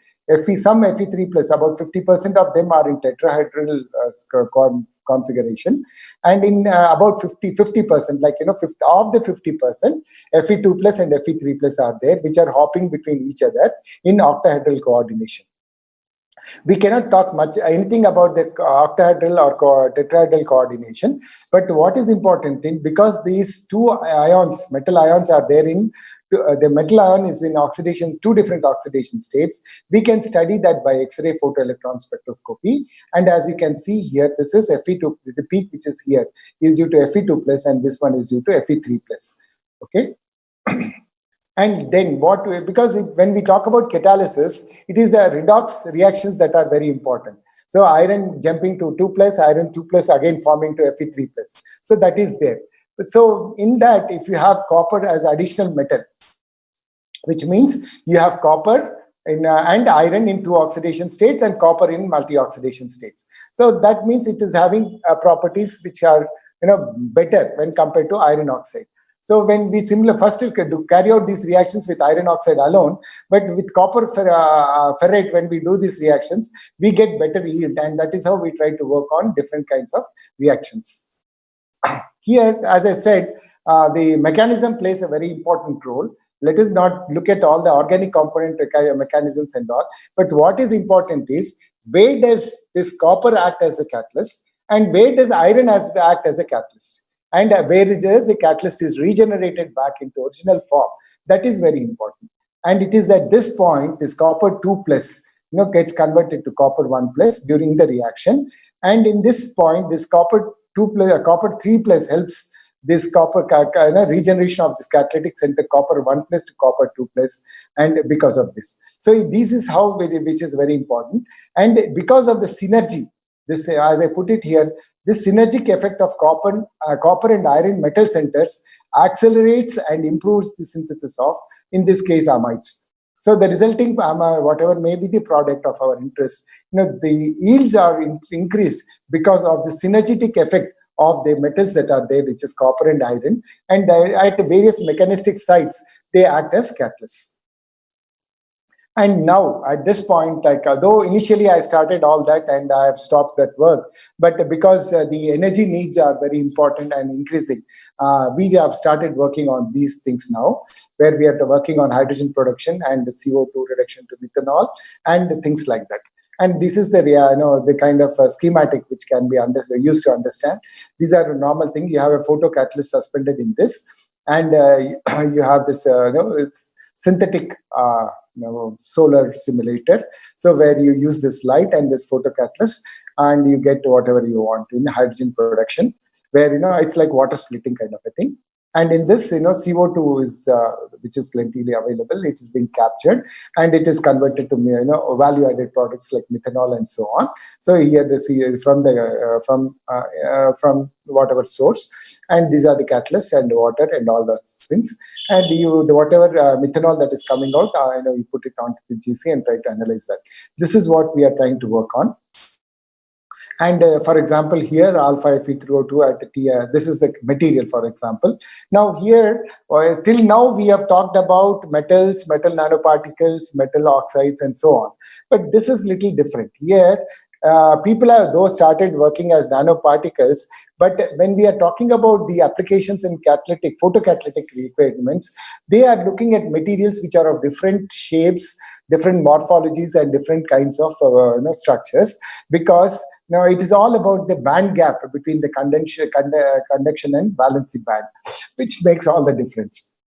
So in this kind of thing, we try to prepare these multi-component metal oxide spherical nanocomposites, which is having synergetic effects for the hydrogen production and photodegradation. I'll not show these reactions, but I will try to explain the synthetic part of it so that people can think of that and try to understand. Because if you look at these 4 points, which are very important when we talk about materials for photodegradation or photocatalytic applications, that is, when light is absorbed, the generation of electron and hole pair should take place, which means electron from the valency band has to go to the conduction band and a hole has to be generated. That is first thing. And these should be separated, and this recombination should not take place immediately. It has to, there should be enough time, which means that if this the band gap is such that it is enough, it will be able to absorb radiation throughout the solar spectrum. So that is one. This transfer of electron and holes to the surface of the photocatalyst, recombination of this should be, there should be delay in this recombination, and utilization of the charge on the surface for redox reactions. So these are the things which are very, very important when we talk about these materials for photocatalytic application. I'll give you a schematic of the synthesis of alpha Fe2O3 capsules. This is the surfactant SDS. Fe3O4. This is the precursor for iron oxide, sodium acetate, and these are the things in these are hydrothermal method, and this is about at about 140 degrees, and we do this same thing, vacuum dried with vacuum at about the same thing. So you get you can see that these are capsules in shape. So which means that if you follow this protocol, you can definitely synthesize this material in the form of a capsule. Next thing was to put it on this multi-metal organic frameworks of titanium, and this is how they look. So for that, this is the protocol that we had to follow. Like, you have the precursor for titanium isoprocoxide for the titanium coating. These are the ones which we have already synthesized, like these capsules that we were taken, same material we have taken here, and then followed this protocol. And then by the end of this thing, you can see that a framework kind of a metal organic framework has formed. So I will show you the TEM images so that it becomes very clear and how these are normally done. So, well, if you look at these, these are all the mapping of the chemical composition which is there, and the elements present are like titanium, iron, and oxygen. And if you look at this, this is the overall image, and with the three different colors like titanium and oxygen are all throughout. Here, though there is some green spots all throughout, but a little concentrated iron oxide kind of a thing is there here. So this is how all of them are there. So titanium is uniformly distributed. This is oxygen that is there uniform in this structure, and you can see that there's green dots are there throughout, but a little agglomeration kind of a thing is there here. So that is also like a blessing in disguise that we can able to see. But otherwise also there are uniformly dots all throughout here, but the quantities are also very less. So when we try to look at this area where the concentration was very high and have a line scan around that particular point, you can see that this is titanium and oxygen, and this one which is very clearly due to iron. So like that, we try to look at that particular area. We can do line scanning. You can do single spot scanning and try to know what is the metal composition at that particular point and try to understand. This is another work where we try to, this is all not like the earlier slides where we talk about metal nanoparticles and things like that. Here we are trying to play with two or more kinds of materials and trying to, engineer nanocomposites of different forms. And because structure is also playing very important role, as I said, when we are trying to use these materials for hydrogen production, that's water splitting or whatever may be the application. So here we also, this is a photo degradation and also hydrogen production. This is all like unpublished, so I'm not going into the details, but at least I'm showing you the procedure, how we followed for the synthesis, so that, you can also think of synthesizing such materials for your kind of applications. So these are the various characterizations that we have done. So here again, we have to do with iron oxide nanoparticles first, then coat it with silica, which are like this. Then coat it with titanium.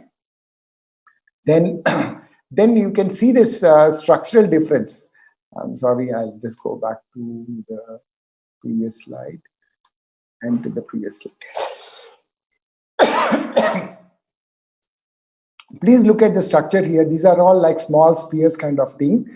Here you see that the surface is having some kind of features which becomes very clear here. So okay, so the surface is, by step, there's a capsule kinds of thing has now completely modified into a different surface by doing all these things. Now this yolk shell kind of structure, we have added platinum as the active catalyst. But this addition of platinum nanoparticles has not influenced on the surface morphology. Surface morphology is still remaining the same. So that is how we try to do that.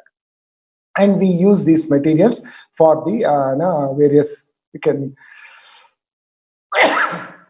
see the SEM images where, the surface morphology after addition of this platinum nanoparticles is also not changed much.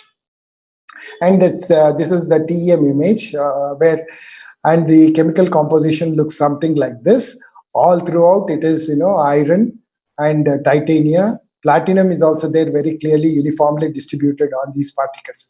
So like that, we can identify where exactly what is there and try to get an idea about by this chemical mapping. And this is the line scan where you can see that, iron is almost negligible, but it is basically titanium and oxygen.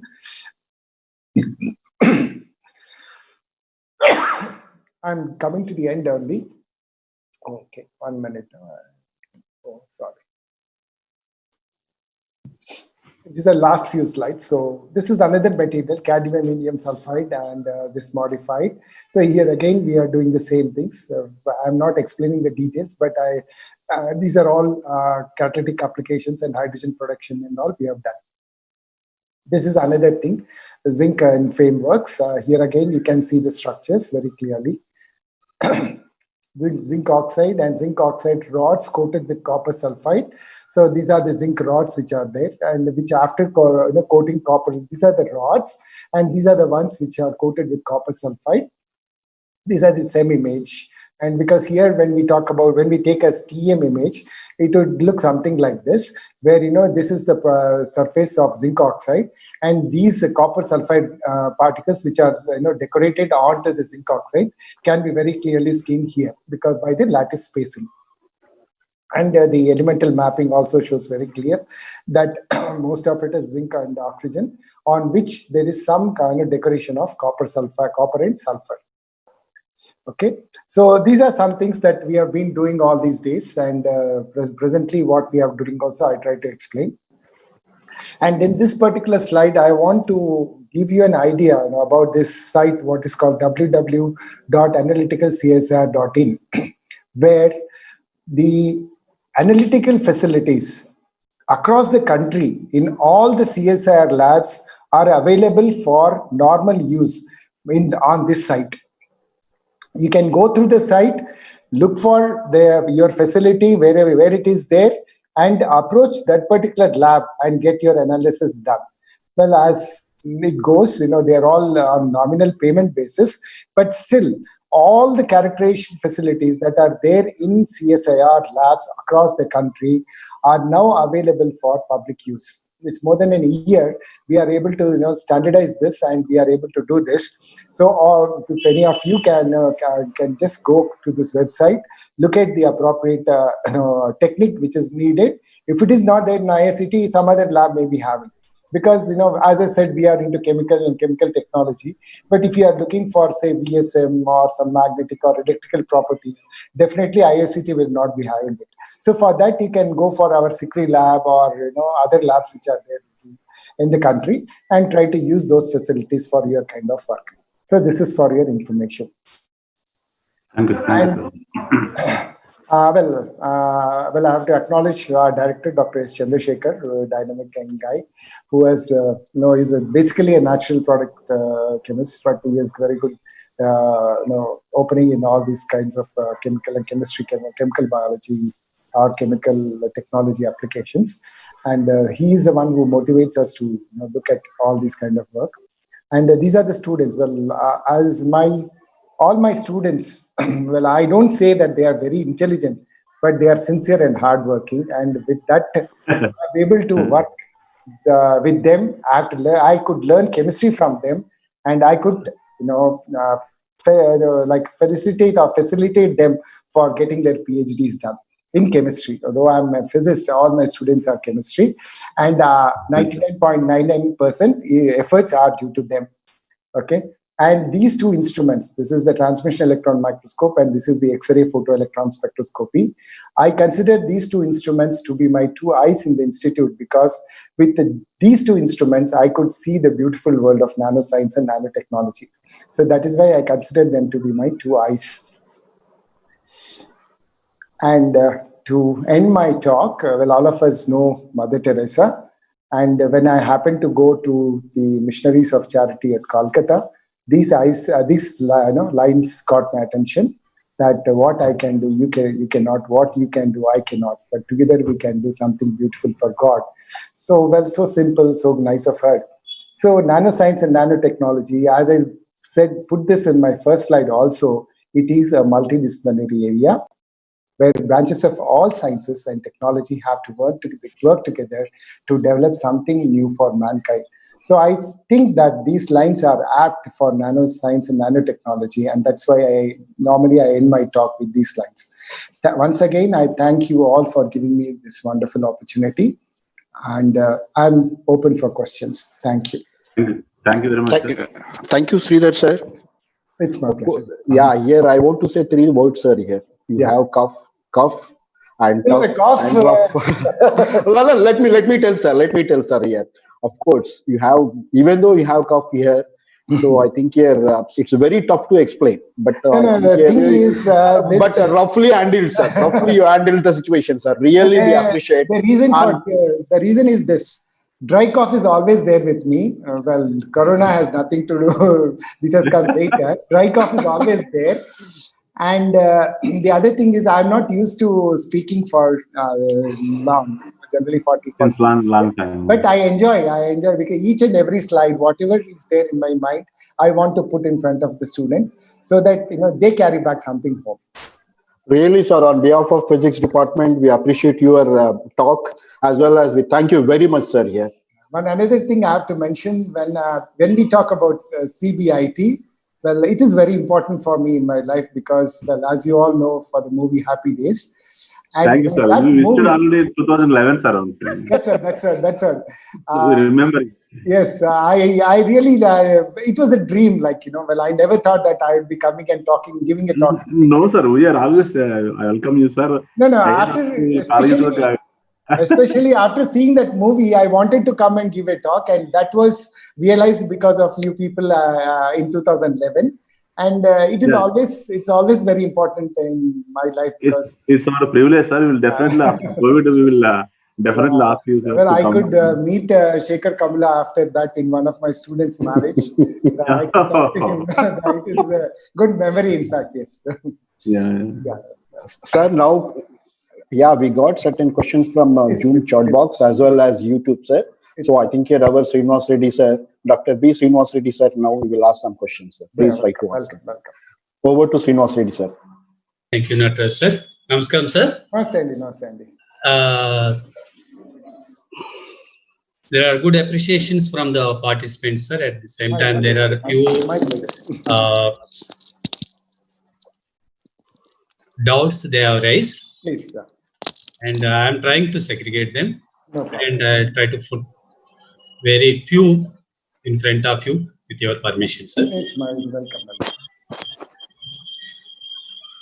How can we degrade nanoparticles to plastic or agriculture wastages? Why should we do that? See, plastic is itself a big problem. Right. So why should we put this into that? In fact, it can only, like yesterday sir was talking about composites and all, putting this into that and trying to make a nano composite where, these are nicely dispersed in them. It not exactly plastic because it is plastic that too, it has to be it has to be biodegradable. Then only it is of use. Otherwise, the normal plastic is of no use. But so we want to get rid of that. Yeah, but one thing is there, plastic is now, when I was in Japan in 93 and so, it is being converted into silica. And that silica is being used for, civil construction and so on. That is possible, but putting this into another thing which is cannot be decomposed or degraded, I think we are ending up into more problems. Another question from Narsimulu sir, Dr. K. Narsimulu. Which nanoparticles other than gold or silver can be used for surface plasma resonance studies in the visible region? And from the same participant, what are the differences between metal nanoparticles and metal nanopowder? Okay. Well, the second question first. Metal nanoparticles, it is like, in a colloidal form, which is a different phase, like in a liquid. When you try to separate them from that liquid and try to do it, you end up getting, by centrifuging or whatever means, you end up getting powders. Like if it is a magnetic, as I showed, you can put a magnet next to it and separate the water and then take the magnetic particles and it becomes powder. So that is okay. As the first question was, surface plasma and peak. Okay, most of the times, these are all transition metals generally, or noble metals, which have this optical range absorption. So those are the metals which can be used for surface plasma resonance. I mean, those are the ones which give surface plasma resonance peaks. So it is only those. Otherwise, the ones which don't absorb radiation in the UV visible region, they cannot be used for that. Thank you, sir. Next question from Sneha Reddy. Which nanoparticles are feasible and applicable for nano optoelectronic devices? Yeah.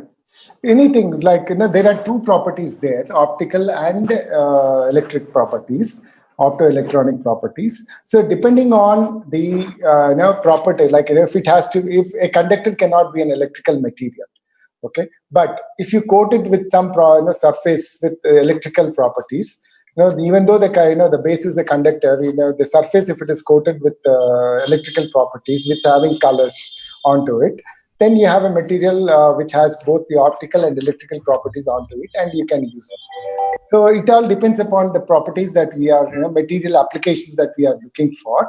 We have to select the appropriate materials and use for such applications. One more question, sir. Can we use GA in auto combustion method to prepare zinc oxide nanoparticles? Pardon, sir, what is that? GI?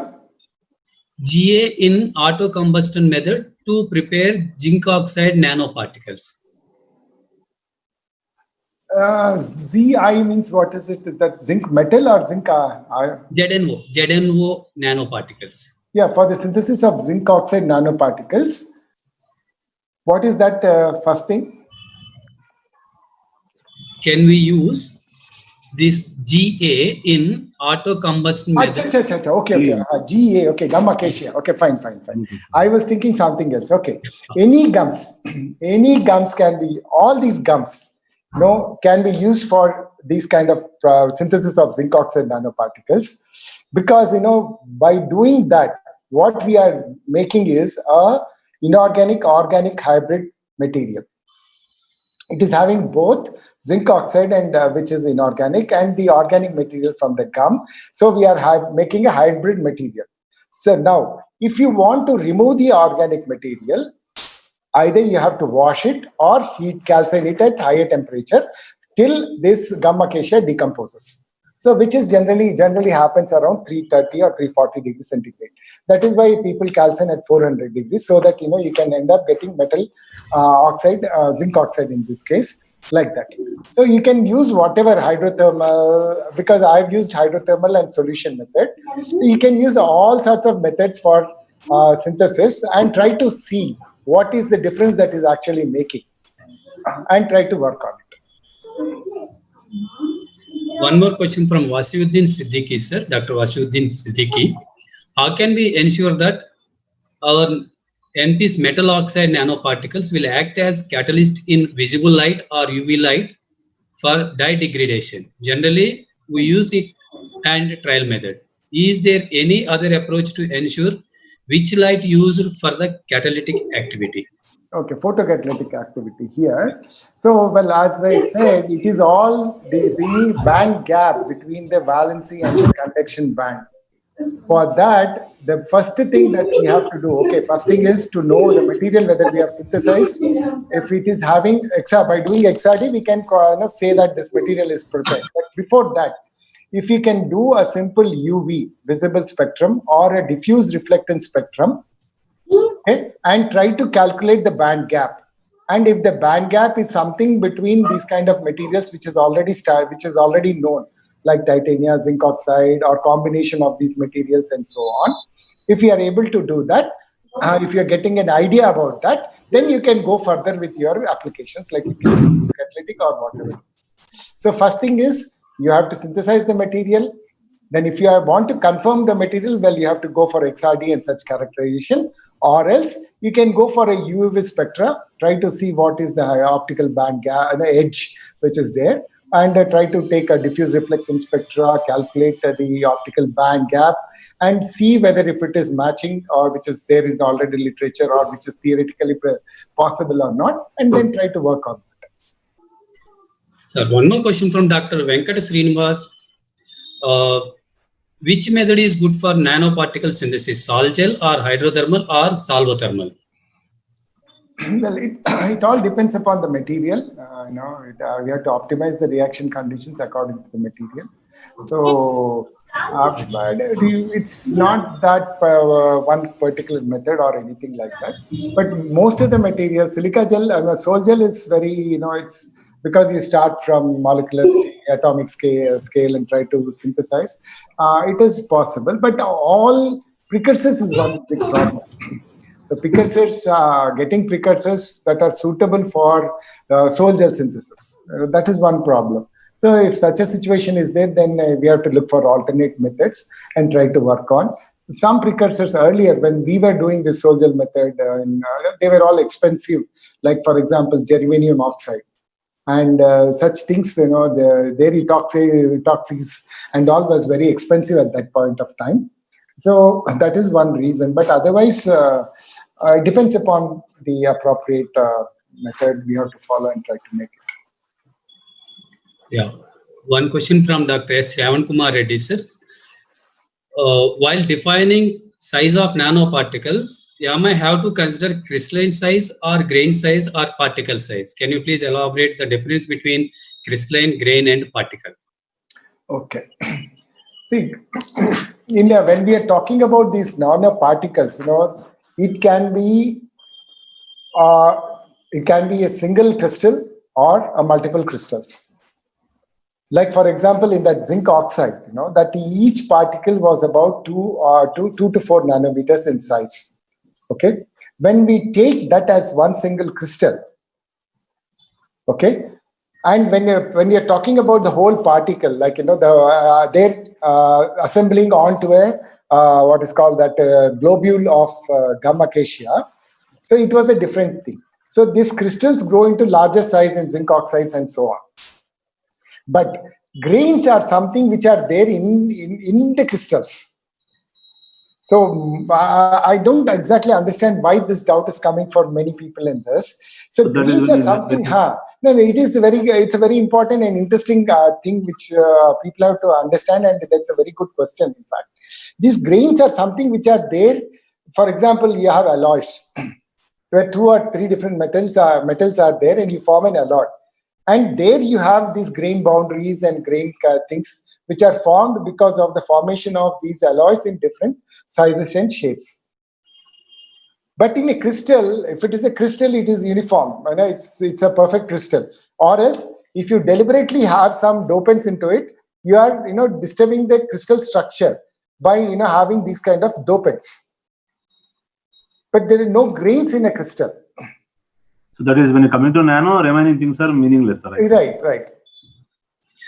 Thank you, sir. Now, there are a few general questions like, explain what research is going on in the field of quantum dots and semiconductor nanomaterials, as researchers are contemplating of using quantum dot transistors 3D technology. Oh, yeah.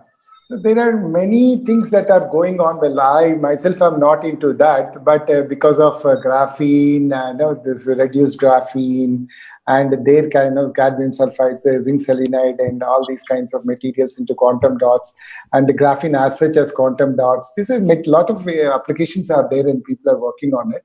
So, well, I myself am not into it, but I'm sure there is plenty of literature where people are working in these areas. Yes. Thank you, sir. One, Dr. Renuka Kindurkar. So we have prepared the same nanoparticles Bi2S3 using polyol method 2 times following the same steps. Is it possible that the nanoparticles produced will have different JCPD file structure?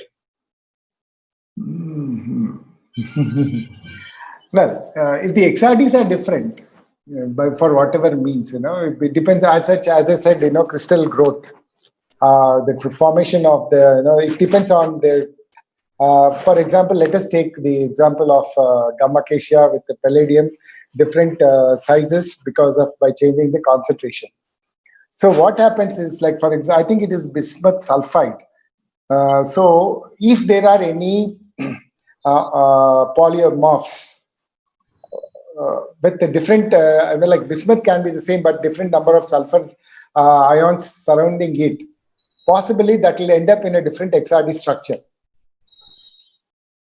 Okay, so like that, it is possible that it may be different. With the JCP structures, XRD pattern may be different. Okay. It can be possible, yeah. One more question, sir. We have prepared lead-free glass composition for attenuation studies. Sir, is there any simulation studies regarding attenuation studies? Well, it's not my area, so I have no idea. People are going like in all dimensions. It's nice that they're coming out with their questions. No, actually, they need some suggestion, I think. One thing I have noticed, that there are good number of questions in webinars. Yeah. Same thing if we are in front of them. I have never seen anybody asking questions. But it is really good. That is one good thing that is happening in webinars, that people are trying to put their questions in front. Yeah, it's very boldly. It is really very good. It's a good thing that is happening because of webinars. I appreciate that. Yeah. They are searching for something and they are expecting that. No, it's good. It's good. At least they are coming out with their questions, which is appreciable. Yeah. And few general questions like comments. Is it possible to establish nanoparticle synthesis laboratories in UG and PG colleges in our country? Well, from yesterday's lecture and today's lecture, I'm sure you must have come to a conclusion by yourself that it is possible. It is not possible. Sir told you, Sir told you that much of his work. Now, I know him from long back because some of his students came to us, and initially when I started my career in IICT, some of the students from, in fact, that palladium work, Amakisha palladium work, was done by a student from Anantapur district, Anantapur SKU only. He initiated it, but I took it to a different level. So I know Sir very well, and as I said, he has done very good work in that age also. So he has used, as he also mentioned, that some can be done at his home also. Yeah. So it is possible. It's possible, and if you have, our God's grace, our eyes are one very good indication. You see some color change. Then, as I said, you have to go for various.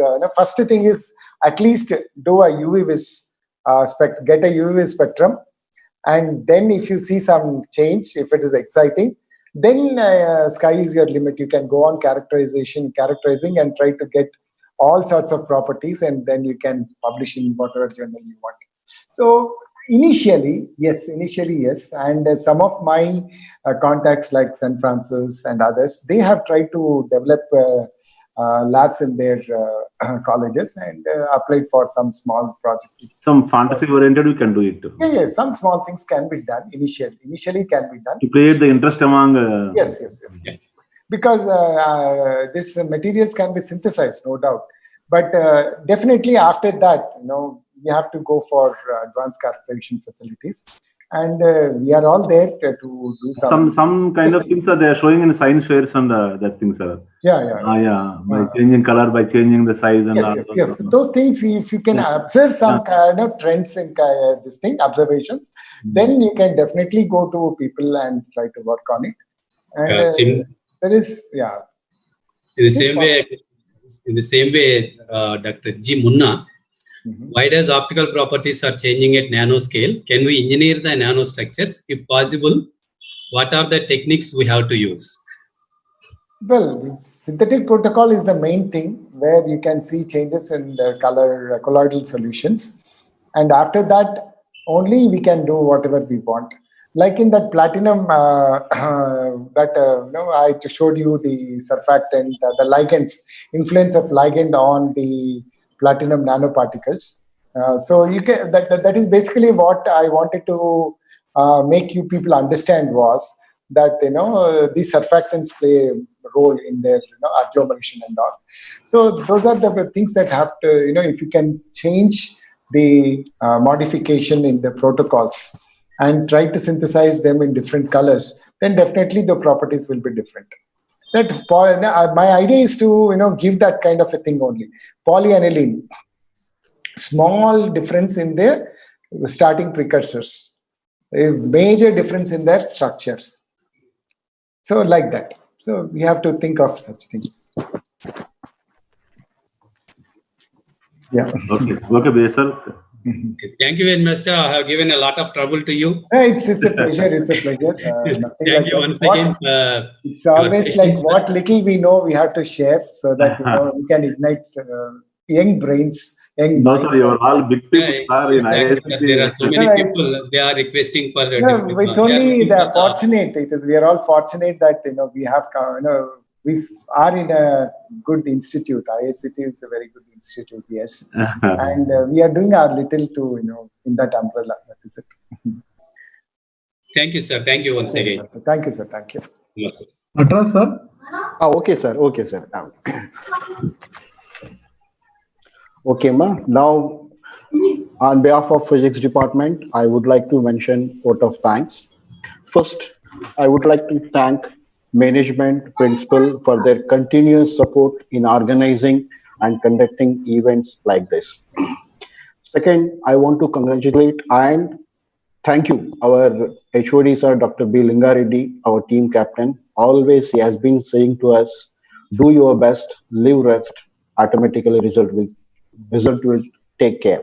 So we are following that. So unless I think here without his effort, I think we can't make this program grand success. And at the same time, I would like to thank our colleagues who are working on the screen, behind the screen to make this program successful. Finally, I thank our speaker, sir, Sreedhar sir, even though I think it's very difficult to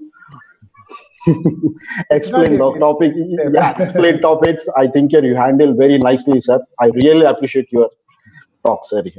Then finally, I appreciate all participants. And today we are signing off. See you tomorrow. Bye. Thank you, sir. Bye, bye, bye. Thank you, sir. Thank you, sir. Bye, sir. Bye, sir. Thank you, sir. Thank you very much. We will look forward to come to college, sir. It's my pleasure, sir. Anytime, sir. Thank you. I wanted to introduce to students also, sir. Yeah. Right, I'm so glad to see. I'm so delighted, sir. And thank you, sir. Thank you. Definitely, I will. Just we are waiting for this COVID. After COVID, yes, we will plan. It's a different experience. We are all going through it. We are facing a different kind of scenario. Different experience, but we have to go through it. That's it. Thank you, sir. Sreedhar, sir. Thank you, sir. Thank you, sir. Thank you. Thank you very much, sir. Thank you.